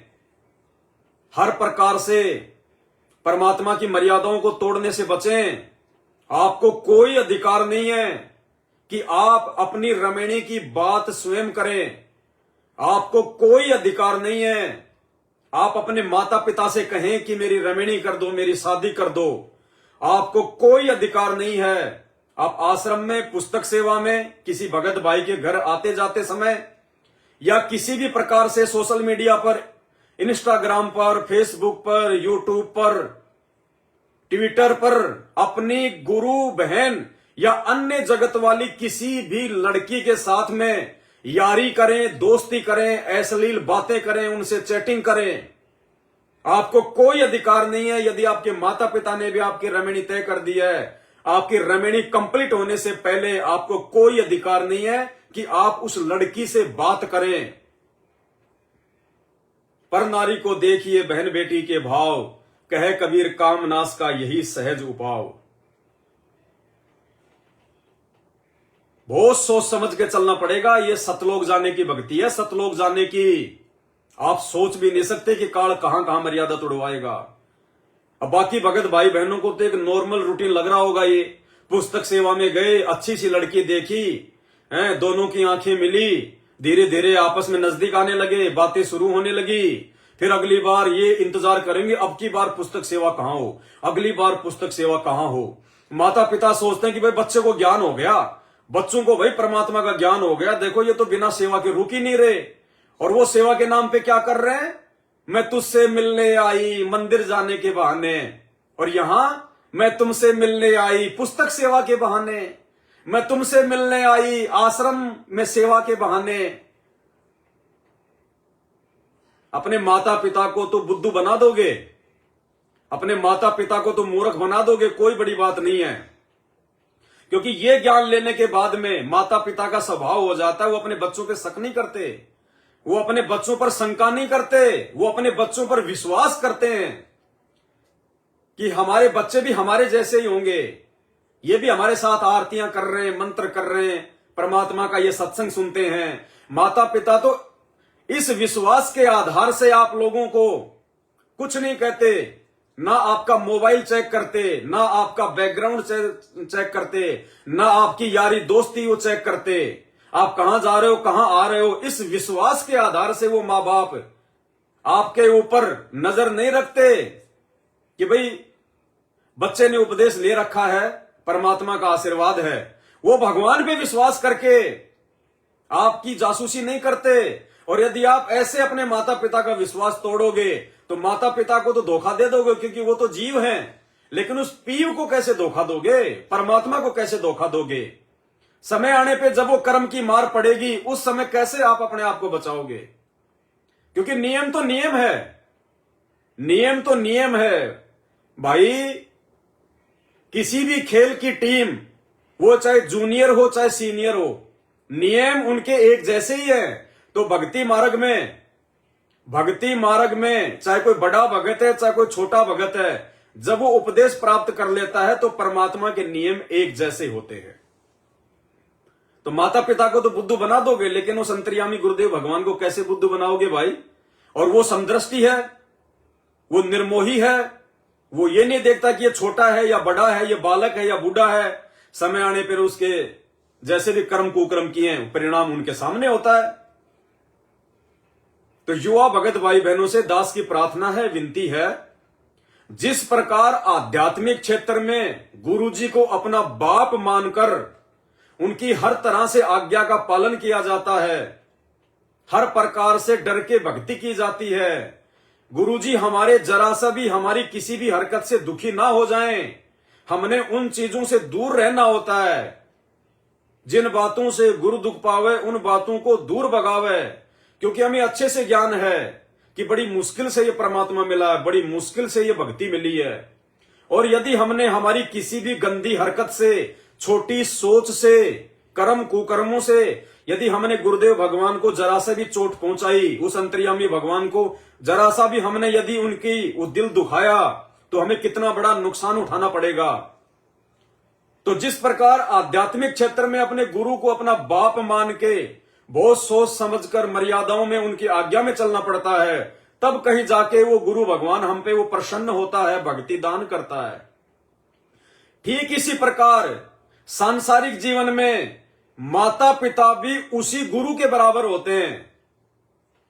आध्यात्मिक जीवन में जितनी सावधानी अपने गुरु जी के सामने रखनी पड़ती है, सांसारिक जीवन में उसी प्रकार अपने माता पिता को अपना गुरु समझकर, क्योंकि प्रथम गुरु माता पिता बताए, जिन्होंने आपको उस भक्ति के योग्य बनाया, उस भक्ति के लायक बनाया। तो जिस प्रकार आध्यात्मिक जीवन में माता पिता की हर आज्ञा का पालन किया जाता है, आपकी किसी भी बात से आपके गुरु नाराज न हो जाएं, इस बात का कदम कदम पे ध्यान रखा जाता है। ठीक इसी प्रकार सांसारिक जीवन में, पारिवारिक जीवन में अपने माता पिता को अपने गुरु के जितना महत्व देना होता है, उनकी हर एक आज्ञा का पालन करना पड़ता है। उनके माता पिता अपने बच्चों के किसी भी हरकत से नाराज ना हो, उनकी आत्मा ना दुखे, इन बातों का ध्यान रखना पड़ता है।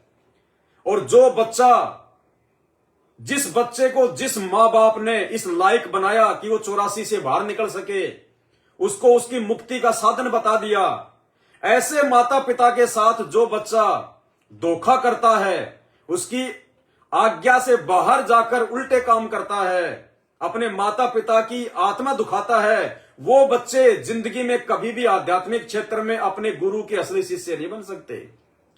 क्योंकि रिहर्सल करवा रहा है परमात्मा एक परिवार में, एक माता पिता के साथ में आपको रख कर।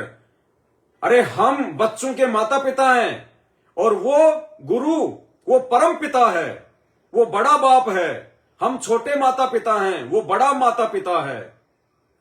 तो यदि वो एक रिहर्सल करवा रहा है, जैसे हम लोग वहां आश्रम में जाते हैं और यहां रहते हैं तो हमारा घर है, तो यहां तो हमारा घर ही हमारा आश्रम है, वहां पे आश्रम है।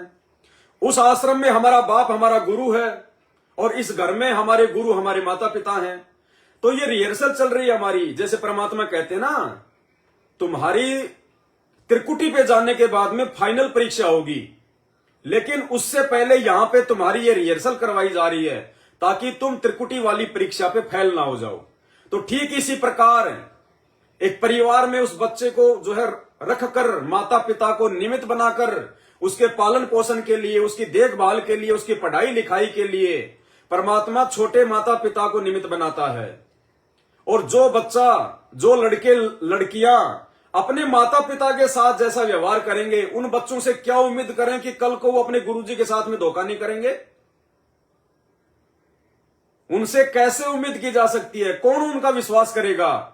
जो अपने जन्म देने वाले माता पिता के नहीं हो सकते, जो अपने माता पिता से छुपा के काम करते हैं, अपने माता पिता की नजरों के पीछे जो गंदी हरकतें करते हैं, अपनी ही गुरु बहन के साथ में जो गंदी हरकतें करते हैं, अश्लील बातें करते हैं, अपनी रमणी जो खुद मलकी तय कर लेते हैं, वो अंतर्यामी परमात्मा पल पल देख रहा गुरुदेव भगवान, वो कैसे आपको स्वीकार करेगा कि जो अपने माता पिता का नहीं हो सका वो मेरा कैसे होगा, वो गुरु का कैसे हो सकता है? भाई और बहनों, ये अध्यात्म है। और ये जो सात संगतियां हैं, ये केवल परमात्मा ने इसलिए रखवाई है कि सतगुरु रामपाल जी भगवान हर विषय पर खुलकर नहीं बोल सकते। परमात्मा की मजबूरी है। अगर परमेश्वर ठोक बजा के बोलने लग गए तो लाइन में एक भी दिखाई नहीं देगा, एक भी। सब भक्ति छोड़ छोड़ के बैठ जाएंगे। अभी तक तो भगत समाज को नियमों का भी नहीं पता कि भक्ति मार्ग पे नियम क्या क्या हैं। ये तो परमात्मा ने नॉर्मल से नियम दिए भक्ति पर लगाए रखने के लिए, टिकाए रखने के लिए। 11 नियम प्रथम नाम के, 34 नियम ये सतनाम के। ये तो केवल नॉर्मल से नियम है कि एक बार भक्ति मार्ग पे ये लगे, टिके, उसके बाद जब इनको ज्ञान होता इनको चला जाएगा, उसके बाद खुद ही अपनी सावधानी बरतेंगे। भाई और बहनों, बहुत सोच समझ के देखो। हम तो प्रार्थना कर सकते हैं, विनती कर सकते हैं, लेकिन आगे चल के खामियाजा खुद ने उठाना पड़ेगा, खुद ने भुगतना पड़ेगा। ये आप में से किसी के साथ में भी हो सकता है। आप जितने भी माता पिता हैं जिनके बच्चे युवा हो चुके हैं, भाई विशेष सावधानी रखिएगा, क्योंकि घर में यदि एक की मर्यादा टूटेगी, भले सारे उपदेशी हैं लेकिन फिर भी काल का दाव उस मर्यादा टूटे हुए भगत के माध्यम से पूरे परिवार पे लगेगा, पूरे परिवार पे। अब ये कोरोना की बीमारी आई, अगर परिवार में किसी एक को कोरोना हो गया तो बाकी लोग कितनी सावधानी रखते थे, कितनी सावधानी बरती लोगों ने। उसके संपर्क में आना छोड़ दिया, उसको खाना भी दूर से दिया करते, पानी भी दूर से पिलाया करते, उसके कपड़े भी अलग, उसके सोने की जगह भी अलग। तो ये तो कोरोना से भी भयंकर बीमारी है। अगर आपके परिवार में सभी उपदेशी हैं, यदि किसी एक ने मर्यादा तोड़ दी है तो काल को तो मौका चाहिए। भाई जैसे 2014 बरवाला कांड को ले लीजिएगा। जिस आश्रम में साक्षात परमात्मा बैठा हो, जिस आश्रम में लाखों भक्तों के ज्योति और पाठ चल रहे हो, जिस आश्रम में लाखों भगत बैठ के सतनाम का जाप कर रहे हो, जिस आश्रम में 24 घंटे परमात्मा की वाणियां चलती हो, क्या उस जगह पे काल अपना दाव लगा सकता है? क्या उस आश्रम की एक ईंट भी ये काल उखाड़ सकता है? लेकिन बावजूद इसके उस काल को पता है कि कौन से तरीके से मैं इस आश्रम में प्रवेश करूं। उसने भक्तों की मर्यादा खंडित करवाई। संत रामपाल जी भगवान के कलयुगी परिवार की, उनके रिश्तेदारों की, इन कोऑर्डिनेटरों की मर्यादा खंडित करवाई, और मर्यादा खंडित करवाकर उन भक्तों के माध्यम से फिर उसने बरवाला कांड करवाया। इसीलिए परमात्मा कहते हैं, जब तक हंसा हमरी आना और काल लगे ना तेरा बाणा। वो आश्रम भी तो एक हमारा परिवार था। हमारे बाप हमारे गुरुजी, हमारी मां हमारे गुरुजी, और सभी भगत भाई बहन आपस में हम भाई बहन। अब कोई ये कहे कि परिवार में एक आधे की मर्यादा टूट गई तो उससे क्या होगा? भाई गुरुजी तो कहते हैं कि कबीरा तेरी झोपड़ी गलकटियन के पास, जो करेगा सो भरेगा, तू क्यों भया उदास। तो ठीक है भैया, फिर अगर ऐसी बात है तो आपके 5 साल के बच्चे का हाथ कट जाए तो गलती तो उस बच्चे ने करी कि उसने पशुओं का चारा काटने वाली मशीन में हाथ दे दिया। आपने तो गलती नहीं करी, बच्चे ने गलती करी ना। हाथ कट गया बच्चे का, दर्द मां बाप को क्यों हो रहा? भाई हॉस्पिटल में लेके मां बाप को क्यों दौड़ना पड़ रहा है? जेब से पैसे मां बाप ने क्यों लगाने पड़ रहे हैं? अपना समय बर्बाद मां बाप ने करना क्यों पड़ रहा है? हर चीज को समझना पड़ेगा। परेशानी होती है। जिस प्रकार उस बरवाला आश्रम में सभी की मर्यादा खंडित नहीं थी, खुद भगवान बैठा हुआ था, लेकिन कुछ कुछ लोगों की मर्यादाएं खंडित थी, जो गुरुदेव के जो परिवार वाले थे। और उन्हीं परिवार वालों के माध्यम से काल ने अपना षड्यंत्र रचा, भक्तों को कमांडो बना दिया, गुंडे मवाली बना दिया, हाथों में लठ, पेट्रोल बम और पत्थर दे दिए। चंद लोगों की मर्यादा टूटने के चलते लाखों लोग आज अपने परमात्मा से दूर हो गए, लाखों लोग, और भगवान भी कहां बैठने को मजबूर हो गए। इसलिए परमात्मा कहते हैं, अनंत कोटि बाजी जहां हम रचे सकल ब्रह्मांड, गरीब दास में क्या करूं यो काल करे जीव खंड। तो इसी प्रकार भाई, जब किसी परिवार में एक व्यक्ति की, 2 व्यक्तियों की मर्यादा खंडित हो जाती है, और दूसरी तरफ यदि उनका कोई बुरा संस्कार आना होता है, किसका? जिसकी मर्यादा खंडित है, तो परमात्मा उस संस्कार को फिर टालता नहीं है। अगर एक्सीडेंट होना है तो एक्सीडेंट ही होगा, हाथ कटना है तो हाथ ही कटेगा, मृत्यु होनी है तो एक्सीडेंट में मृत्यु होगी। क्यों? क्योंकि उसने अपना रास्ता बंद कर दिया मर्यादा खंडित करके। यदि परमात्मा उस भगत के जीवन में आने वाले बुरे संस्कार को टाले, उसके लिए उसने पहले से मर्यादा खंडित कर दी, तो परमात्मा उस समय उसकी कोई रक्षा नहीं करता। और आपने मर्यादा तोड़ रखी है, और अभी आपके जीवन में कोई भी ऐसा संस्कार नहीं है जिससे आपको हानि होनी हो, तो आपको कोई हानि नहीं होगी। आप चाहे रोज शराब पियो, गुरुजी की भक्ति भी करो, या गुरुजी की भक्ति भी छोड़ दो, और रोजाना मार्केट से मुर्गा ला के खाओ, और यदि आने वाले 20 साल तक आपके जीवन में ऐसा कोई संस्कार नहीं है जिससे आपको नुकसान होना हो, तो नहीं होगा, बिल्कुल नहीं होगा। लेकिन जिस दिन छोटा सा भी संस्कार आपके जीवन में ऐसा आ गया और आपकी पहले से मर्यादा खंडित है, परमात्मा कुछ नहीं करेगा, भोगना ही पड़ेगा, जैसा है वैसा। अब एक परिवार में जब एक बच्चे का एक्सीडेंट हो जाएगा, उसका हाथ कट जाएगा, मृत्यु हो जाएगी, तो क्या मां बाप को परेशानी नहीं होगी? अरे मां बाप ने तो मर्यादा नहीं तोड़ी, वो तो अपनी भक्ति कर रहे हैं, लेकिन उस बच्चे की परेशानी के चलते, जो कि वो भी उसी परिवार का एक हिस्सा है, क्या माता पिता को परेशानी नहीं होगी भाई? क्या चिंता नहीं होगी? होगी। इसलिए भाइयों और बहनों, इन बातों को समझो, विचार करो इन बातों पर। परमात्मा ने भगत परिवार बना दिया, हमें दुनिया से परमात्मा ने न्यारा छांट दिया, अलग छांट दिया। अब हमारे विचार, हमारी सोच, हमारी हरकतें, हमारे कर्म दुनिया से बिल्कुल अलग होने चाहिए।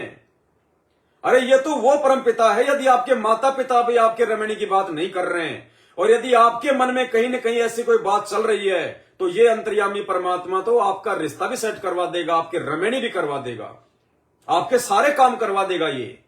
क्योंकि ये अपने भगत को बेचैन नहीं देख सकता। कौन से भगत को? जो मर्यादा में रह के भक्ति करता है, उसको परमात्मा बेचैन नहीं देख सकता।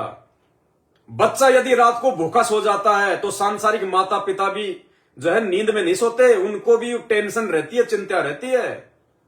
तो ये तो हमारा परम पिता परमात्मा है। एक सत्संग में गुरु जी ने कहा कि यदि मेरा भगत यदि भूखा सोता है, मेरा भगत यदि कोई टेंशन लेके सोता है और भक्ति कर रहा है, मर्यादा में भी है, तो परमात्मा को भी रातों को नींद नहीं आती। और फिर भी हम लोग बात बात पर मर्यादा तोड़ बैठते हैं, परमात्मा को दुखी करने वाले सारे कुकर्म कर डालते हैं। भाई क्या होगा फिर? भाई और बहनों संभलो, आप युवा हो, आप जवान हो, ये समय हमारा भी बीता, हमने गफलत करी, हमने उस समय का दुरुपयोग किया, हमने जवानी का दुरुपयोग किया, क्योंकि हमारे ऊपर तो वो वाणी लागू हो रही थी कि जवानी के होती जात नहीं, कोई मिल्या भजन का साथ नहीं, मेरी सुन्नी तीसी मात नहीं, जिसने बेटा भगत बनाया। ना तो हमें हमारे जवानी के समय में कोई ये ज्ञान समझाने वाला था, ना किसी ने बताया, ना कोई हमारे को कोई साथी मिला ऐसा जो हमारे को भक्ति पे लगाए, ना हमारे माँ बाप ने भक्ति ले रखी थी, जो हमारे को गुरु जैसी मां मिल जाती, हमारे को गुरु जैसा बाप मिल जाता, जो अपने बच्चों को भी भक्ति पे लगाता। तो हमारा तो समय और जवानी दोनों बर्बाद हुई, उसके बावजूद भी परमात्मा ने संभाल लिया। लेकिन आप लोगों को तो परमात्मा ने हर बात से पहले से परिचित करवा रखा है। आपके घर में तो सुनीति जैसी माएं बैठी हैं, आपके घर में तो भगत बन के बाप बैठे हैं, आपके घर में तो सत्संग चलते हैं, वाणियां चलती है, परमात्मा की चर्चा होती है। आपके लिए परमात्मा ने कौन सी जो है वो कसर छोड़ रखी है? यदि आप भी ऐसी उल्टी हरकतें करोगे, ऐसी गंदी हरकतें करोगे, एक छोटी सी बात है, आप देख लीजिएगा, एक सांसारिक माता पिता अपने बच्चे को कितना पढ़ाते हैं, कितना लिखाते हैं, कितना उसका खाना खर्चे पे कितना ध्यान रखते हैं, कितनी मोटी मोटी उसकी फीस भरते हैं। 15-20 साल तक जब तक वो पढ़ाई करता है, माता पिता खुद बेचारे मजदूरी करेंगे, घर का काम करेंगे, खेत का काम करेंगे, बच्चे से कुछ नहीं करवाएंगे, उल्टा उसका ट्यूशन लगाएंगे, ट्यूशन की फीस का पैसा देंगे कि बच्चा पढ़ लिख के जो है ये अपने पैरों पे खड़ा हो जाए। और उन माता पिता को किसी दिन मालूम चले या वो अपनी आंखों से देखें कि ये बेटा तो बुरी संगति में पड़ चुका है, ये तो सिगरेट पी रहा है, बीड़ी पी रहा है, लड़कियों के साथ में जो है गंदी गंदी बातें करता है, अपनी पढ़ाई पे ध्यान कम और फालतू की बातों में ज्यादा चल रहा है, तो उस माता पिता की आत्मा पे क्या बीतेगी? वो कितने दुखी होंगे। और वो बच्चा जिंदगी में कभी अपनी माता पिता के दिल में वापस वो जगह प्राप्त नहीं कर सकता, वो स्थान प्राप्त नहीं कर सकता। जिस माता पिता ने इतने लाड प्यार से, इतनी मेहनत करके उस बच्चे को जो है भविष्य में अपने पैरों पे खड़ा करने के लिए जो है मेहनत की, प्रयास किए, जब वो माता पिता ऐसी उल्टी हरकतें देख लेंगे, तो वो सांसारिक माता पिता भी अंत तक दुखी रहेंगे बच्चे की उस हरकत से, उस गलती से। और इस भक्ति मार्ग में अरे ये तो अंतर्यामी भगवान है, इसको तो बताने की भी जरूरत नहीं है। तुम कोई कर्म कुकर्म करो ना करो, मन में सोच लिया, वो भी इससे छुपा हुआ नहीं है। अंतर्यामी एक तुम, आत्म के आधार, जो तुम छोड़ो आत्म में कौन उतारे पार। और ये नाराज हो गया फिर क्या बनेगी? अरे ये नाराज हो गया फिर क्या बनेगी? भयंकर सजा। तो भाई यदि कोई भाई बहन ऐसी गलती कर रहे हैं, रमणी से पहले, शादी से पहले, यदि वो अपनी गुरु बहन से इस प्रकार की मोबाइल पे गंदी बातें करते हैं, भले गंदी बात ना करो, भले अश्लील बात ना करो, लेकिन परमात्मा ने बताया कि भगत यदि आपस में किसी भी प्रकार से परमात्मा की चर्चा ना करके यदि वो गप्पे मारता है, फालतू की बातें करता है, तो भी परमात्मा बहुत नाराज होता है, बहुत नाराज होता है परमात्मा। तो भाई भगत ने तो बहुत सोच समझ के, भगत के बच्चों ने बहुत सोच समझ के, माता पिता कभी अपने बच्चों का बुरा नहीं चाहते। और माता पिता की तो छोड़िए, अब तो आपके सिर पे परम धनी का हाथ है। अब तो आपको आपका असली मां मिल गया, असली बाप मिल गया। तमेव माता च पिता तमेव, तमेव बंधु च सखा तमेव, तमेव विद्या च द्रविणम तमेव, तमेव सर्व मम देव देव। साधु माई बाप है, साधु भाई बंद, साधु मिलावे राम से काटे यम के फंद। अरे माता पिता भले भूल जाएं आपकी चिंता को, लेकिन अब तो आपकी चिंता करने वाला वो परम चिंतामणि सतगुरु रामपाल जी भगवान आपको मिल गया। फिर आपको किस बात की टेंशन? यदि आपके भाग्य में कोई लड़की है, आपके संस्कार में कोई लड़की है, तो समय का इंतजार करो, परमात्मा पर विश्वास करो। परमात्मा जो रिश्ता जोड़ देगा, परमात्मा जो संस्कार जोड़ देगा, वो ताउम्र आपको सुख देगा। आपका सांसारिक जीवन, आपका जो है शादीशुदा जीवन बिल्कुल सही चलेगा। और आप अपनी तरफ से अपना संस्कार जोड़ोगे, परमात्मा से और अपने मां बाप से धोखा करके जोड़ोगे, जल्दबाजी में जोड़ोगे, तो वो संस्कार आपको आजीवन दुखी करेगा, परेशान करेगा। आज तो आपको लग रहा है, क्योंकि शादी से पहले तो नहीं पता चलेगा, चाहे तुम कितनी कोशिश कर लो। जैसा एक इंसान का व्यवहार होता है, उसका चरित्र होता है, वो उस चीज को जाहिर नहीं होने देगा, चाहे लड़का हो चाहे लड़की हो। लड़के के चाहे शादी से पहले 20 प्रकार के संबंध हो, लड़की के चाहे शादी से पहले 20 आदमियों से संपर्क हो, लेकिन वो अपने होने वाले पति को ये जाहिर भी नहीं होने देगी। वो लड़का उस लड़की को ये मालूम भी नहीं पड़ने देगा कि मेरा कितना बैड जो है वो कैरेक्टर है, मेरा तेरे से पहले कितनी औरतों के साथ संबंध है, वो उसको महसूस नहीं होने देगा। तो भैया शादी से पहले चाहे तुम कितने मिल लो, कितनी तुम बातें कर लो, कितने आपस में एक दूसरे के विचार जानने का प्रयास कर लो, ये काल भगवान का भयंकर षड्यंत्र है। क्योंकि तुम क्या जानोगे उसके बारे में? 75% तो उस लड़की पे तुम वैसे जो है वो लट्टू बन जाओगे प्यार के चक्कर में, है काम वासना के चक्कर में। तुम्हें 75% तो वो सरस्वती दिखाई देगी वैसे ही। तो बाकी तुम क्या जान लोगे उसके बारे में? उसका इतिहास क्या है, उसका बैकग्राउंड क्या है? तुम्हें तो इस बात की जो है जल्दबाजी रहेगी, कब शादी हो, कब शादी हो। तो ये फालतू की बकवाद है जो फिल्मों में दिखाई जाती है। बड़े बड़े घरानों के बड़े बड़े लोग, अजी लड़का लड़के को आपस में मिलने दो जी, इनको बातें करने दो। लड़का लड़के को 2 दिन के लिए किसी होटल में छोड़ देंगे, उनको आपस में छोड़ देंगे। ये फालतू की बातें हैं। भक्ति मार्ग में इनको बकवाद कहते हैं, बकवाद। ये भक्ति मार्ग में नहीं चलता, भक्ति मार्ग में परमात्मा चलता है, परमात्मा का वचन। पर नारी को देखिए, पर नारी यानी जब तक वो आपकी पत्नी रूप में, जब तक आप उसको शादी करके अपनी पत्नी रूप में स्वीकार नहीं कर लेते हैं, तब तक आपके लिए वो पर नारी है। और उस पर नारी को आपने अपनी मां और बहन और बेटी की दृष्टि से देखना है। और संत रामपाल जी भगवान के मार्ग में आने के बाद और भी कितनी सावधानी रखनी पड़ेगी आपने। अन्यथा भाई ये भगवान एक बार रूठ गए ना, तो वो ऐश्वर्या राय फिर तुम्हारे किसी काम नहीं आएगी। वो भी गद्दी बनेगी, तू उसके पीछे पीछे जो है खच्चर बनेगा, कुछ नहीं मिलेगा। फिर दुनिया का बोझ उठाते डोलोगे, फिर धक्के खाओगे पूरी जिंदगी। तो भैया इस परमात्मा के भक्ति मार्ग में परमात्मा का कुत्ता बन के रहो। कुत्ता कभी भी अपने मालिक की आज्ञा का उल्लंघन नहीं करता। कुत्ता असल में स्वामी भक्त होता है। एक तरफ तो हम कहते हैं कुत्ता हूं गुरुदेव का, मोतिया मेरा नाम, गले प्रेम की जेवड़ी, जहां खेचो तहां जाऊं। तो करो तो बावड़ू, दूर दूर करो तो जाऊं, और जो राखूं त्यों ही रहूं, जो दे वो सो खाऊं। हम कहां रह रहे हैं, हम उसके अनुसार जो राखूं त्यों ही रहूं। परमात्मा तो हमें इस वाणी पे रखना चाह रहे हैं कि पर नारी को देखिए बहन बेटी के भाव। तुम कहां रुक रहे हो, तुम परमात्मा की आज्ञा में? कहां तुम परमात्मा के कुत्ते हो?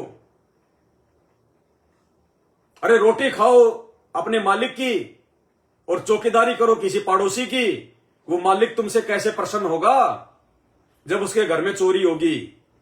तो भैया तुम नाम तो धराओ संत रामपाल जी के भगत का, काम करो उनकी आज्ञा के विरुद्ध, काम करो तुम उस काल का, काल की खुराक का, तो कैसे परमात्मा प्रसन्न होगा? बहुत बड़ा धोखा खा जाओगे। ऐसी गलतियां करने वाले भगत भाई बहन पल पल अपने गुरु जी की आज्ञा का उल्लंघन कर रहे हैं। मालिक से प्रार्थना करते हैं हम लोग, तो क्या दिखावे में कर रहे हैं क्या? फॉर्मेलिटी नहीं चलती भक्ति मार्ग में, औपचारिकता नहीं चलती, नकली भगतपना नहीं चलेगा। अब ये फाइनल समय चल रहा है। जो राखो त्यों ही रहूं, हमरा के चारा, खाने जाद खरीद हूं, गुलाम तुम्हारा। ये गुलामों के काम है। अरे ये गुलाम के काम है क्या? अपने मालिक की बेटी के साथ में गंदी बातें, गंदी हरकत। जिस दिन उस मालिक को पता चलेगा उस दिन वो गुलाम का क्या हाल करेगा? तो हम तो गुलाम है, संत रामपाल जी के दास हैं। दास का मतलब गुलाम, और गुलाम का केवल उतना ही काम होता है अपने मालिक की आज्ञा में रह के काम करे। और वो गुलाम, वो दास यदि उस मालिक की बेटी के साथ में अनैतिक संबंध जोड़ ले, अश्लील बातें करना शुरू कर दे, तो क्या असर होगा यदि उस मालिक को पता चलेगा? तो हम कुत्ते, हम गुलाम, हम दास तो हैं संत रामपाल जी भगवान के हैं। और रमेणी से पहले, शादी से पहले वो सतगुरु रामपाल जी भगवान के वचन की जो बेटियां हैं उनके साथ में हम लोग उल्टी सीधी हरकतें, उल्टी सीधी बातें करते हैं। कितना बड़ा धोखा कर रहे हैं हम लोग मालिक के साथ में। हम गुलाम हैं, हम दास हैं, हम तो उस मालिक के जवाई बनने जा रहे हैं भाई। अरे आप तो उस मालिक के दामाद बनने की तैयारी कर रहे हो, आप उसके गुलाम कहां हो? आप तो उसके जवाई बन बैठे और फिर उम्मीद करते हो सतलोक जाने की। परमात्मा कहते अहरण की चोरी करे। अहरण जो लोहार के पास में जो मोटा सा लोहा जो जमीन में गड़ा होता है उसको कहते हैं अहरण। तो परमात्मा कहते हैं अहरण की चोरी करे और सुई कर दे दान। चोरी तो करे इतने बड़े लोहे की, अहरण की, और जब दान का जिक्र आए तो एक सुई के जितना दान करता है। अहरण की चोरी करे और सुई कर दे दान। फिर भी छत पे खड़ा होके देखता है गुरुजी लेके नहीं आए विमान। तो ऐसे कुकर्म करने वालों के लिए गुरुजी हवाई जहाज लेके आएंगे क्या? तुम तो धोखा कर रहे हो अपने बाप के साथ में, उसके गुलाम होके, और उसकी बेटियों पर गंदी नजर डाल रहे हो। और यही सेम टू सेम बातें उन बहनों के लिए भी। ऐसा नहीं है कि खाली युवा लड़कों के लिए संदेश है, उन माता बहनों के लिए भी जिनकी रमणी अभी नहीं हुई है और रमणी से पहले जो लड़कों से बातें करती हैं, पुस्तक सेवा के बहाने उनसे गुफ्तगू करती हैं, शारीरिक संबंध बनाती हैं, अपना समय बर्बाद करती हैं, अपने समाज से बर्बाद करती हैं, अंतर्यामी भगवान को जो नाराज करती हैं। सबके लिए परमात्मा का दंड विधान एक जैसा है। परमात्मा बेटा बेटी, लड़का लड़की, छोटे बड़े, अमीर गरीब, इनमें कोई भेदभाव नहीं देखता है। हम रोज पढ़ते हैं मंगलाचरण में, परम शक्ति संगीतम रिद्धि सिद्धि दाता सोही, अविगत गुण अतीतम सत्य पुरुष निर्मोही। ये निर्मोही परमात्मा है। ये ना समझना ये प्यार ही करता है, ये दया का ही सागर है। ये दया का सागर केवल उस समय है जब ये संत रूप में है। बाकी हिरणाकुश की छाती भी इसी ने तोड़ी थी, रावण की नाभि में तीर भी इसी ने मारा था, कंस को भी इसी ने मारा था। ये जितना दयालु है ना उतना ये निर्दयी भी है, ध्यान रख लेना। तो भाई अपने संस्कार ना बढ़ाओ। परमात्मा हमारे लिए जो व्यवस्था कर देगा वो सुपीरियर होगी, वो हमारे भले में होगा, हमारे हित में होगा। अपने मालिक के ऊपर आश्रित रहो, मालिक के प्रति समर्पित रहो। अपने माँ बाप पे भी समर्पित ना रहो, अपने माँ बाप पर भी आश्रित ना रहो। यदि आप भगत हो और नाम ले लिया और ज्ञान हो गया तो छोटी से लेके बड़ी बात के लिए अपने गुरुजी पर समर्पित रहो। और ये तो बात ही नहीं होनी चाहिए कोई इस मार्ग में आने के बाद में शादी की, रमेणी की। ये तो बच्चों के मुंह से भी नहीं निकलना चाहिए। तुमसे पहले तुम्हारी चिंता करने वाले बैठे हैं। तुमसे पहले परमात्मा ने तुम्हारी चिंता करने के लिए तुम्हारे मां बाप को बैठा रखा है। मां बाप भी चिंता ना करे तो खुद वो सबसे बड़ा बाप बैठा है, लेकिन उस बाप को बाप मानोगे तब वो चिंता करेगा। वो हाथ अपना रख दे सिर पर जिसने मान गुरु को बाप लिया। तुम उसको बाप का मान रहे हो? तुम तो रमेणी से पहले उसके जवाई बन रहे हो, उसके दामाद बन रहे हो। तुम तो उसकी वचन की जो है बल्कि बेटियों के साथ में इस प्रकार के ये कुकृत्य करके फिर कहते हो हम लोग सत्संगी हैं, हम लोग संत रामपाल जी के भगत हैं। और इसी कारण से फिर आगे चल के वो तुम्हारे 2 दिन का प्यार, 2 दिन का व्हाट्सएप का, फेसबुक का, चैटिंग का, इंस्टाग्राम का झूठा प्यार, माता पिता के साथ में गद्दारी करके, अपने गुरुजी के साथ में जो है गद्दारी करके कभी किसी का घर नहीं बसता, कभी किसी का घर नहीं बसेगा। ये कलयुग में सतयुग की शुरुआत होने जा रही है। इस समय आपकी धोखाधड़ी नहीं चलेगी। इस समय यदि आपने किसी की आत्मा दुखा दी, आप जिंदगी भर चैन से नहीं रह पाओगे। बहुत सोच समझ के कदम फूक फूक के रखो। यदि किन्हीं भगत भाई बहनों से ऐसी गलती हो रही है या हो चुकी है, भाई परमात्मा को दंडोत करके नाक रगड़ के हृदय से क्षमा याचना मांग लो। और यदि कोई लड़की रमेणी से पहले किसी लड़के के प्यार के चक्कर में पड़ी हुई है, कोई लड़का रमेणी से पहले अपने किसी गुरु बहन के या जगत वाली लड़की के चक्कर में पड़ा हुआ है, तो भाई अभी भी समय है। परमपिता परमेश्वर सतगुरु रामपाल जी भगवान से नाक रगड़ के क्षमा याचना कर लीजिए, क्योंकि ये मोक्ष का फाइनल पीरियड है, फाइनल टाइम है। इस समय आपकी जरा सी उल्टी हरकत आपको सदा सदा के लिए 84 लाख में जाने के लिए मजबूर कर देगी।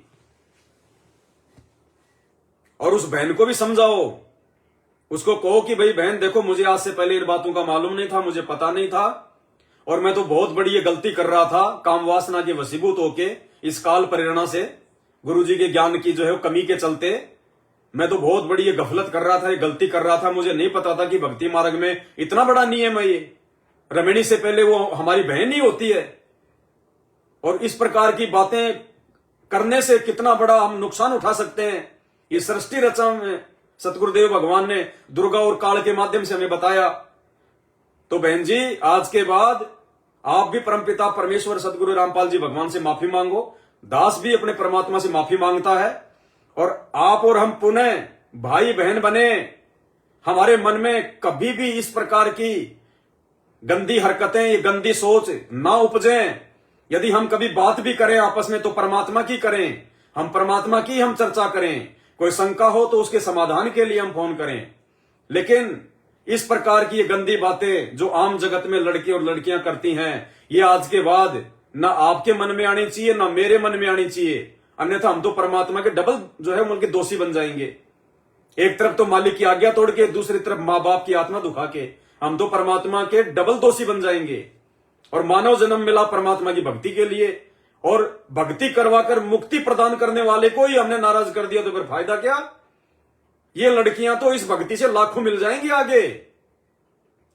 अरे सम्मन रह गया, गलती कर दी, गलती चाहे कोई भी हो, इतनी बड़ी कुर्बानी उसने कर दी, अपने बेटे का गर्दन काट दिया, उसके बाद भी रह गया वो। और फिर आगे चल के क्या हुआ? इब्राहिम सुल्तान बना, 16,000 लड़कियां मिली उसको, 16,000 शादियां हुई उसकी। तुम तो एक शादी के जो है वो चक्कर में तुम दिन रात जो है वो लगे रहते हो। इसी भक्ति के प्रतिफल में मर्यादा तोड़ने के चलते 16,000 औरतें मिली उसको, 16,000 रानियां। पता नहीं कितने जन्म राजाओं के पाओगे फिर मर्यादा तोड़ के, फिर पार तो हो नहीं पाओगे। फिर मालिक कहते हैं कोटि जन्म तू राजा की ना, मिटे न मन की आशा, करोड़ों बार तू राजा बनेगा। और राजाओं के सतयुग त्रेता द्वापर में 1,000 रानियां हुआ करती है। तुम देवराज इंद्र बन जाओगे, अप्सराओं को भोगो, मेनका को भोगो, सची को भोगो, पूरे देवताओं का राजा, 33 करोड़ देवी देवताओं का राजा, वहां की प्रजा का राजा। जिसकी तरफ तुम उंगली कर दोगे वो ही तुम्हारी जो है वो रानी बन जाएगी, इसी भक्ति से। लेकिन फिर अगले जन्मों में, अगले समय जब भक्ति समाप्त होगी, गधी भी बनना पड़ेगा, गधा भी बनना पड़ेगा, सूअर भी, सूरी भी। तो भाइयों और बहनों, इसलिए परमात्मा कहते हैं सिर साटे की भक्ति है और कछु नहीं बात, सिर कै साटे पाइये अवगत अलख अनाथ। सिर साटे की भक्ति यानी हमारे मन में जो भी गंदे विचार, जो भी इच्छा अमीर बनने की, बड़ा बनने की, धनवान बनने की, कार कोठियां लाला के दुनिया को दिखाने की है, ये उल्टे सीधे कर्म, ये कुकर्म करने की, व्यभिचार करने की, इस काल प्रेरणा से हमारे मन में जो भी ऊंच नीच के भाव उत्पन्न होते हैं, परमात्मा कहते हैं गुरु ज्ञान आधार से उनको तू छोड़ दे, उनके ऊपर तू अमल ना करना। इसको कहते हैं सिर साटे की भक्ति है। यानी ये सिर का मतलब अपनी वो गंदी सोच, अपने वो गंदे विचार, वो मान बढ़ाई, शोहरत प्राप्त करने की अभिलाषा, लालसा, वो धन्ना सेठ बनने की जिज्ञासा, कहते हैं अपने गुरु जी के चरणों में अपनी उन इच्छाओं का सिर काट के रख दे, उनका दमन कर दे। सिर साटे की भक्ति है। यानी काल जिन जिन कुबुद्धियों के आधार से तुम्हारे को रोकने का प्रयास करे, उन सभी कुबुद्धियों को, उन सभी कुविचारों को गुरु ज्ञान आधार से अपने गुरुदेव के चरणों में समर्पित कर दे, उन सभी इच्छाओं को खत्म कर दे, मार दे। ये परमात्मा, ये तो मैंने असंख्यों बार भोग लिए, कोटि जन्म तू राजा की न्या, मिटी न मन की आशा, भिक्षुक होकर दर दर घूम लिया, मिला न निर्गुण रासा। इसलिए परमात्मा कहते हैं बड़ी मुश्किल से तेरा छोटा सा जीवन है ये, तेरा ये शीश तू मेरे को समर्पित कर दे। मालिक कहते हैं एक शीश, परमात्मा की वाणी है, करोड़ों शीश तूने दे लिए, यम राजा की फेंट। फेंट का मतलब होता है झटके से मारना, मुर्गा बना के काटना शीश, बकरा बना के काटना, भैंस बना के काटना। सेना में भर्ती हो गया, वहां पे कोई जो है दुश्मन ने आपका शीश काट दिया, लड़ाई झगड़े में आपका शीश कट गया, आपकी मृत्यु हो गई, तो कहते हैं इस काल ने तो करोड़ों बार तेरे शीश ले लिए ऐसे फेंट से, झटके से, और तुझे बदले में कुछ नहीं दिया, 84 लाख और नरक के अलावा और झूठे सुख के अलावा। तो कहते हैं करोड़ों शीश तूने दे दिए इस यम राजा की फेंट, और एक सिर दे के देख ले सतगुरु अपने की भेंट। कहते हैं एक सिर तू अपने गुरुदेव भगवान को समर्पित कर दे। सिर समर्पित करने का मतलब केवल अपने गुरुजी की आज्ञा में चल, अपने गुरुजी के वचन में चल, और सब इच्छाओं को खत्म कर दे, और समय आने पर तेरा गुरु तेरे लिए वो कर देगा जो तू सोच रहा था उससे भी कहीं ज्यादा बढ़ के, और साथ में तेरी भक्ति भी बनेगी, और फिर तुझे परमात्मा सदा सदा के लिए सतलोक में बैठा देगा, वहां तो सदा का सुख। तो भाई और बहनों, अगर हमें गुरुजी का ज्ञान सही से समझ में आ गया है, देखो गुरुजी का ज्ञान तो सबको मिल गया, गुरुजी की शरण तो सबको मिल गई, अब हमने समझना पड़ेगा इस परमात्मा को। गुरुदेव बार बार सत्संगों में क्या कहते हैं, बच्चों मैंने सुना दिया और तुमने सुन लिया, इसको भेड़ वाली बीन मत बनाना, इसको भेड़ वाली बीन मत बना लेना कि मैंने सुना दिया और तुमने सुन लिया और बदलाव अपने जीवन में कुछ किया ही नहीं तुमने, इससे भी कोई बात नहीं बनेगी।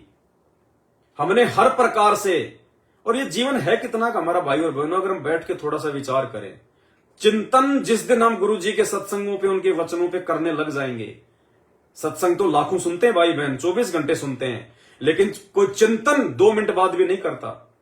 जैसे सत्संग सुनना खत्म हुआ तुरंत अपने काम धंधे में लग जाएंगे, फालतू की बकवासों में लग जाएंगे। लेकिन गुरुजी ने क्या कहा, गुरुजी क्या समझाना चाह रहे हैं, गुरुजी क्या कहना चाह रहे हैं, गुरुजी का मकसद क्या है, गुरुजी हमें क्या बनाना चाह रहे हैं, मेरे जीवन का मकसद क्या है,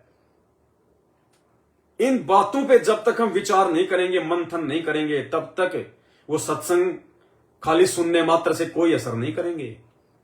ना ज्ञान यज्ञ का लाभ मिलेगा, ना ध्यान यज्ञ का लाभ मिलेगा, चाहे कितना सुन लो परमात्मा के सत्संग, वो तो भेड़ वाली बीन हो जाएगी।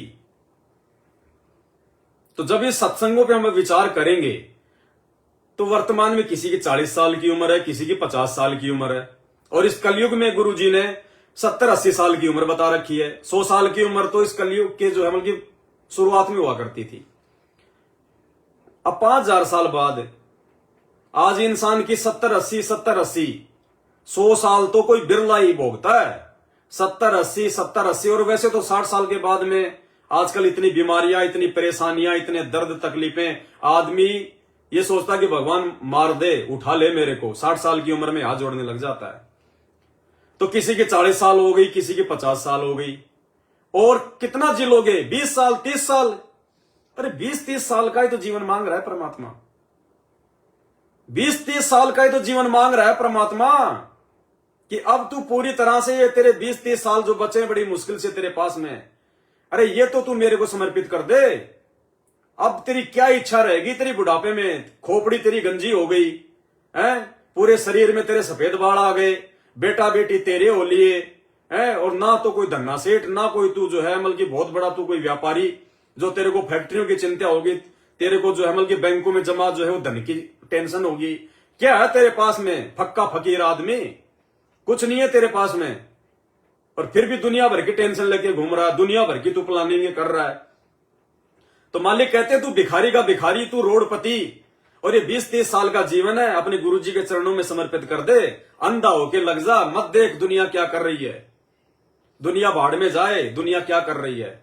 और ये रिहर्सल हमने यहाँ पे भाई और बहनों, ये रिहर्सल हमने यही करनी पड़ेगी, क्योंकि कबीर सागर के सरलार्थ में गुरुजी ने लिख रखा है 72 करोड़ उर्वशियां जब हम यहां से शरीर छोड़ के चलेंगे, इस काल ने हमारे को भ्रमित करने के लिए 72 करोड़ उर्वशियां छोड़ रखी हैं, एक से एक सुंदर। इस धरती पे तो उनके समान कोई सुंदर नहीं है इस धरती पर, और वो नंगी होके घूमेंगी हमारे आगे, नंगी होके। अब यहां अपनी गुरु बहनों के ऊपर नीत डिगाने वालों, तुम कैसे बचोगे उनसे? अरे इस परमात्मा से उपदेश प्राप्त करके अपनी गुरु बहनों के ऊपर नीत डिगाने वालों, तुम उन एक से एक भयंकर सुंदर अप्सराओं से जिनका नूरी शरीर है नंगी होके घूमेंगी, उनसे कैसे बचोगे तुम? तो परमात्मा कहते हैं आंखें बंद कर ले और गुरु चरणों में टेक दे माथा, कि परमात्मा मेरे कुछ बस की बात नहीं है, परमात्मा आप बचाओगे, आप ही राखोगे, आप ही सतलोक पहुंचाओगे। और गुरुजी कहते हैं यदि तू पूरी तरह से समर्पित हो गया अपने गुरुजी को, तन मन धन से, मन कर्म वचन से, दिलो जान से, अगर तू अपने गुरुजी को समर्पित हो गया, चाहे तेरे साथ अच्छा हो चाहे बुरा हो, चाहे तेरी शादी हो या ना हो, चाहे तेरे बच्चे हो या ना हो, तेरा काम धंधा चले या ना चले, अगर तुझे नाम मिल गया और यदि तू गुरु मर्यादा में रह के गुरुजी को पूरी तरह से समर्पित हो गया, तो फिर परमात्मा कहते हैं तुम कर दो पल में पार हो जा रजा तेरी। फिर परमात्मा उर्वशियों के सामने से नहीं जाने देगा, फिर परमात्मा तुम्हें त्रिकुटी पे नहीं जाने देगा, तुम्हें परमात्मा बाईपास लेके जाएगा। गुरुदेव सत्संग में क्या कहते हैं कि इस काल को तो मालूम भी नहीं पड़ेगा कि जीव कौन से रास्ते से गया सतलोक। ऐसे आत्माओं को परमात्मा बाईपास लेके जाएगा, एक पैर यहां तो दूसरा पैर सतलोक में। और जो पूरी तरह से तन मन धन से, मन कर्म वचन से, दिलो जान से, आत्मिक और हृदय रूप से जो अपने गुरुजी का नहीं बनेगा, जो पतिव्रता पद की भक्ति नहीं करेगा, हर प्रकार से अपने गुरुजी पे समर्पित नहीं होगा, उनकी आज्ञा में नहीं चलेगा, जगत में जाएगा तो जगत वाला बन जाएगा, आश्रम में जाएगा तो भगत बन जाएगा, ऐसों को परमात्मा फैल करने के लिए, क्योंकि वो तो अंतर्यामी भगवान, उसको पता है, उसको पता है कि इसकी आत्मा में कितना रिचार्ज है, ये सतलोक जाने के लायक है कि नहीं है, ये कितना मर्यादा में रहा है, कितना इसने मुझे याद किया है सुख में दुख में, कितना इसने गुरु को भगवान माना है। तो परमात्मा फिर क्या करेगा उन आत्माओं के साथ, क्योंकि परमात्मा ने फिर उनको फैल करना है। फिर परमात्मा उनको उसी सिस्टम से लेके जाएगा जो सिस्टम इस काललोक की भक्ति का है। सबसे पहले मूल कमल में, फिर संवाद कमल में, फिर नाभि कमल में, फिर हृदय कमल में, फिर कंठ कमल में, फिर सहस्त्रार कमल में, फिर त्रिकुटी पे, और त्रिकुटी पे जाके परमात्मा फिर इसके सामने वो सारे ड्रामे पेश करवा देगा उस काल के माध्यम से। वो अप्सराएं, सारे राजपाट, वैभव, खेल कूद, बढ़िया सारी चीजें, और ये वही फंस जाएगा। परमात्मा को बहाना मिल जाएगा, ले जा भाई, काल को कह देगा ले जा भाई इसके पकड़ के बुद्धि। तो त्रिकुटी वाली जो प्रक्रिया है उसके माध्यम से केवल वही आत्मा जाएंगी जिन आत्माओं की यहां पे मर्यादा खंडित होंगी, जो गुरु आज्ञा में नहीं होंगी। यानी सीधा सीधा कहने का मतलब है त्रिकुटी के माध्यम से परमात्मा उन्हीं आत्माओं को लेके जाएगा, उन्हीं आत्माओं को फैल करेगा जो आत्माएं इस पृथ्वी लोक पर अपने गुरुजी की बन के नहीं रहेंगी, जो मर्यादाओं में नहीं रहेंगी, और जिनको परमात्मा ने अपने रहते सहते सतलोक भेजना होगा उनको परमात्मा बाईपास निकालेगा। बाईपास, ना त्रिकुटी, ना मूल कमल, ना गणेश का कमल, कुछ नहीं। परमात्मा कहते हैं 1 सेकंड में चित्रगुप्त के कागज फाड़ देगा। उसको काल को ढूंढने से भी उस आत्मा का खाता दिखाई नहीं देगा उसके कागजों में, कहां गई वो आत्मा। जैसे शहर होते हैं आजकल, रिंग रोड बनी होती हैं, बाईपास, आपको शहर में घुसने की जरूरत नहीं है। जिसको शहर के बाहर बाहर जाना है वो शहर के बाहर बाहर निकल लेता है। वो ट्रैफिक लाइट में धक्के नहीं खाता, वो रुक रुक के नहीं चलता, वो ब्रेक मार मार के नहीं चलता। तो जिसको शहर में जाना होगा ना वो घुसेगा उस ट्रैफिक में, और जिसको बाईपास कहीं और आगे जाना होगा उसको रिंग रोड से बाईपास निकाल देते हैं सीधा। तो जिसको काललोक में धक्के खाने होंगे उसको तो परमात्मा त्रिकुटी पे लेके जाएगा, इन सारे जो है कमलों से लेके जाएगा उसको। जो उसका जो कुविचार, जो उसकी दुर्बुद्धि जो उसके अंदर मौजूद है, जिसकी विषय वासना नहीं छूटी, तो उसके सामने परमात्मा उर्वशियों को ला देगा। किसी के अंदर वो जो है धन का लोभ है, धन का लालच है, जो पूरी जिंदगी 2 के 4 बनाने में जो है वो लगा रहा, एक कंपनी खोल ली, दूसरी की ब्रांच की जो है वो तैयारी कर रहा है, नाम भी ले रखा है, भगत भी है। फिर उसको परमात्मा क्या करेगा, ये देवी देवताओं के माध्यम से लालच दिलवाएगा, तेरे को ये पद मिल जाएगा, तेरे पास तो यार इतनी पूंजी है, अभी क्या करेगा, तेरा बहुत समय है वो पर जाने का, चल यहाँ पे थोड़े दिन तू ये कर सकता है वो कर सकता है। और एक बार फिर विचलित वार हुआ। तो भाई बहनों, हमने तो बाईपास जाना, बाईपास। हम नहीं जा सकते ड्रामेबाजी देख के कभी सतलोक में जिंदगी में। परमात्मा को पता है हम कितने कमजोर हैं। अगर ये ड्रामेबाजियां हमारे, परमात्मा कहते हैं ना कि कितना भी जतन करो, कितना भी यतन करो, कामनी के साथ काम जागे ही जागे। अगर हम इस प्रकार से जाएंगे और 72 करोड़ अप्सराएं एक अप्सरा के समान इस पृथ्वी लोक पे कोई सुंदर नहीं है, और जब वो नंगी होके घूमेंगी, हमारे आमने सामने ड्रामे करेंगी। विश्वामित्र के सामने मेनका को भेजा था काल ने। विश्वामित्र कितना बड़ा तपस्वी, इतना बड़ा तपस्वी। एक बार गुरुजी कहते हैं उसने अपने शब्द से, अपने वचन से अलग से राजा हरिश्चंद्र के दादाजी के लिए स्वर्ग रच दिया। सभी देवताओं ने हाथ जोड़ा कि भगवान नहीं भगवान ऐसा मत करो, हम राजा हरिश्चंद्र के दादाजी को अपने स्वर्ग में रख लेंगे। इंद्र ने पहले मना कर दिया था कि राजा हरिश्चंद्र के दादा को हम नहीं रखेंगे, क्योंकि वो नीच जाति में था, वो शूद्र था। तो इतना बड़ा तपस्वी विश्वामित्र, और उसकी तपस्या खंडित करवाने के लिए काल ने छोटी सी मेनका भेजी थी अपने लोक से। एक मेनका, उसकी इंद्र की नौकरानी, और उसके सामने फेल हो गया। तो आप और हम तो हैं क्या फिर विश्वामित्र के आगे? कुछ भी नहीं है। और हम यदि इस प्रक्रिया से जाएंगे, काल वाली प्रक्रिया से, कौन जा पाएगा? त्रिकुटी बहुत दूर है, इन कमलों में उलझ के रह जाओगे। इसलिए मौका दे रहा परमात्मा बाईपास भेजने का। और भाई बाईपास जाने के लिए तो फिर भाई ये सिर कुर्बान करना पड़ेगा। सिर साटे की भक्ति है और कछु नहीं बात, सिर के साटे पाइए अवगत अलखनाथ। फिर हर प्रकार से परमात्मा के प्रति समर्पित होना पड़ेगा। तो भाई एक छोटा सा संदेश था ये। अब कोई मानेगा तो भाई उसका भला है, को नहीं मानेगा तो देखो अपने पैर पे खुद मारेगा कुल्हाड़ी। बाकी समझाना हमारा फर्ज है।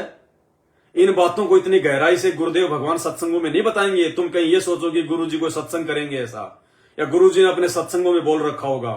परमात्मा के पास में इतना लंबा चौड़ा आध्यात्मिक सिलेबस है, उनके पास इतना समय नहीं है। इसलिए परमात्मा ने सात संगतियों की दया बख्शी है कि मेरे बच्चे आपस में बैठकर और मेरे द्वारा दिए गए ज्ञान पर विचार विमर्श करेंगे, चिंतन मनन करेंगे, मंथन करेंगे, खुद भी समझ के दृढ़ होंगे और अपने भाई बहनों को भी समझाएंगे।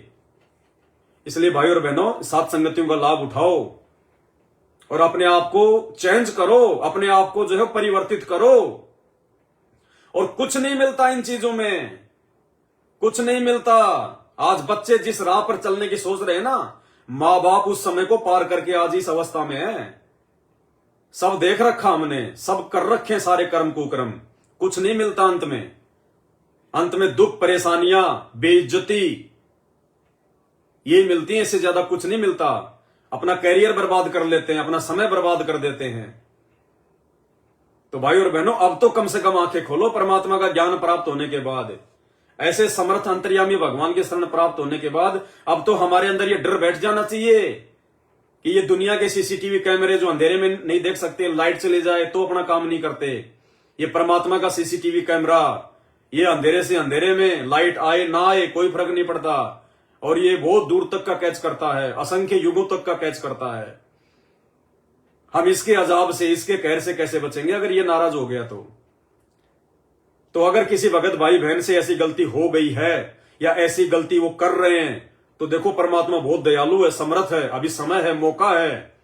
हृदय से गुरुदेव भगवान से औपचारिकता नहीं चलेगी, नकलीपन नहीं चलेगा। हृदय से परमात्मा से यदि अपने कुकृत्यों की समय याचना मांगोगे, जो भी तुम्हारे जाने अनजाने में तुम कर रहे हो या फिर तुम वो कर चुके हो या तुम करने की सोच रहे हो, तो दयालु परमात्मा है। हृदय से एक बार समय याचना मांग लेना और आगे के लिए कान पकड़ लो कि परमात्मा आइंदा ऐसी गलती नहीं करूंगा। वो अंतर्यामी भगवान है, वो देखेगा कि ये फॉर्मेलिटी कर रहा है या फिर अपनी अंतरात्मा से माफी मांग रहा है।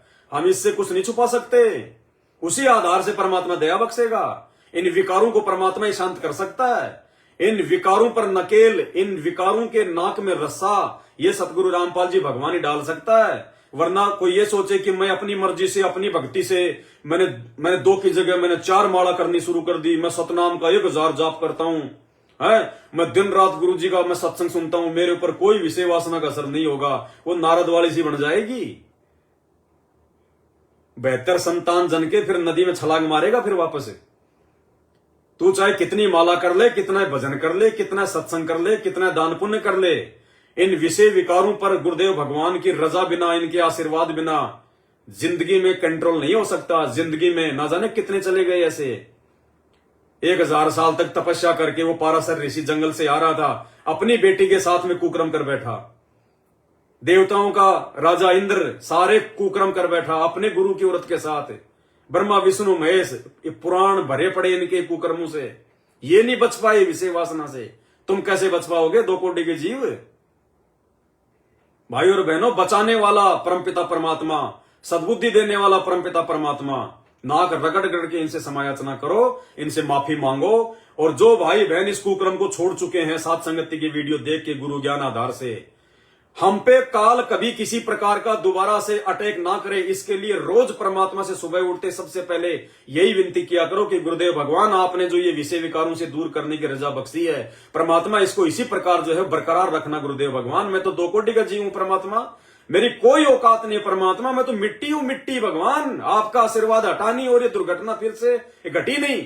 तो गुरुदेव भगवान आप अपना आशीर्वाद बनाए रखना परमात्मा इस भिखारी के ऊपर। इस प्रकार की विनती करते रहोगे तो तुम्हारे मन में इस प्रकार के ऊटपटांग विचार नहीं आएंगे। अन्यथा तुम सोचो मेरे को तो 2 महीने हो गए, 4 महीने हो गए, 1 साल हो गई, मैंने तो अपनी भक्तमती को कभी छुआ भी नहीं। इस अहंकार में ना जाना, इस अहंकार में ना जाना बिल्कुल भी। 10 साल बाद भी काल ना जाने कौन से पॉइंट पे अपना खेल खेल जाएगा। तो गुरुदेव भगवान से नाक रगड़ रगड़ के, अधीन रह के, समायाचना मांग के और निरंतर गुरु की मर्यादा में रह के भक्ति करते रहने से ही अंतिम समय तक गुरुदेव भगवान की दया से हम बच सकते हैं। दूसरा कोई तरीका नहीं है। तुम सोचो कि मेरे को तो 20 साल हो गए नाम लिए हुए, मेरे को तो सारा नाम मिल गया, कुछ नहीं। चाहे तू त्रिकुटी पे जाके क्यों ना बैठ जाए, वहां भी काल अपना दाव खेल जाएगा। परमात्मा कहते हैं पाकी फसल देखकर और गरबैयो मत किसान, अभी तो झोले बहुत हैं, घर आले तब जाने। जब तक सतलोक ना पूछ जाएं तब तक अपने आप को विषय विकारों से मुक्त ना मानना, इस काल भगवान के जाल से मुक्त ना मानना। तो हम सभी भाई बहन इसी प्रकार से गुरुदेव भगवान के आशीर्वाद से उनसे प्रार्थना करते रहे, साथ संगति से जुड़े रहे और अपने गुरुदेव के प्रत्येक नियम और मर्यादाओं को, उनके वचन को कभी सौपन में भी तोड़ने की ना सोचे हैं। और अब तो समय वो आ गया, लड़ जाओ भिड़ जाओ। अब तो गुरुदेव की मर्यादाओं के लिए जो है कट मरो। लड़ने भिड़ने और कट मरने का मतलब है ज्ञान आधार से संघर्ष करना। भाई और बहनों, बहुत सोच समझ के कदम उठाओ। अब तो मालिक ने दास को ये प्रेरणा की थी कि आजकल संगत में इस प्रकार की घटनाएं बहुत ज्यादा घटित हो रही है। जल्दबाजी में युवा भगत भाई बहन माता पिता से छुपाकर अपनी गुरु बहनों से रमणीय की बातें कर लेते हैं, खुद ही शादियां कर लेते हैं। 1-2 बच्चे होने के बाद फिर उनमें मनमुटाव शुरू हो जाता है। वो अपने घर बैठ गई, वो अपने घर बैठ गया, मैनेजमेंट को मिलना था वो मिल गया, उनको तो 42,000 रुपए पाठ के मिल जाते हैं दोनों तरफ से। उसके बाद में भाड़ में जाओ, तुम्हारी पत्नी भाड़ में जाओ, तुम्हारा पति, तुम्हारी रमणी। दोबारा करोगे तो फिर उनको फायदा हो जाएगा। तो भाई किसी के पीछे ना चलो, किसी को देख के मत चलो। इस ज्ञान को आधार बना के अपने आत्म कल्याण को लेके चलो कि मेरा भला कैसे हो। तो मालिक ने आज ये रमैनी के ऊपर युवा भगत भाई बहनों के लिए वीडियो बनाने की प्रेरणा की थी। दास ने अपने विचार आप सभी के सामने रख दिए हैं गुरुदेव के ज्ञान आधार से। भाई मानना या ना मानना ये आप भगत भाई बहनों के अपने संस्कार, अपनी बुद्धि विवेक के ऊपर है। बाकी दास की ड्यूटी है, परमात्मा ने दास को निमित्त बनाया, खड़ा किया है भोंकने के लिए। दास भोंकता रहेगा, आगे आपके अपने संस्कार।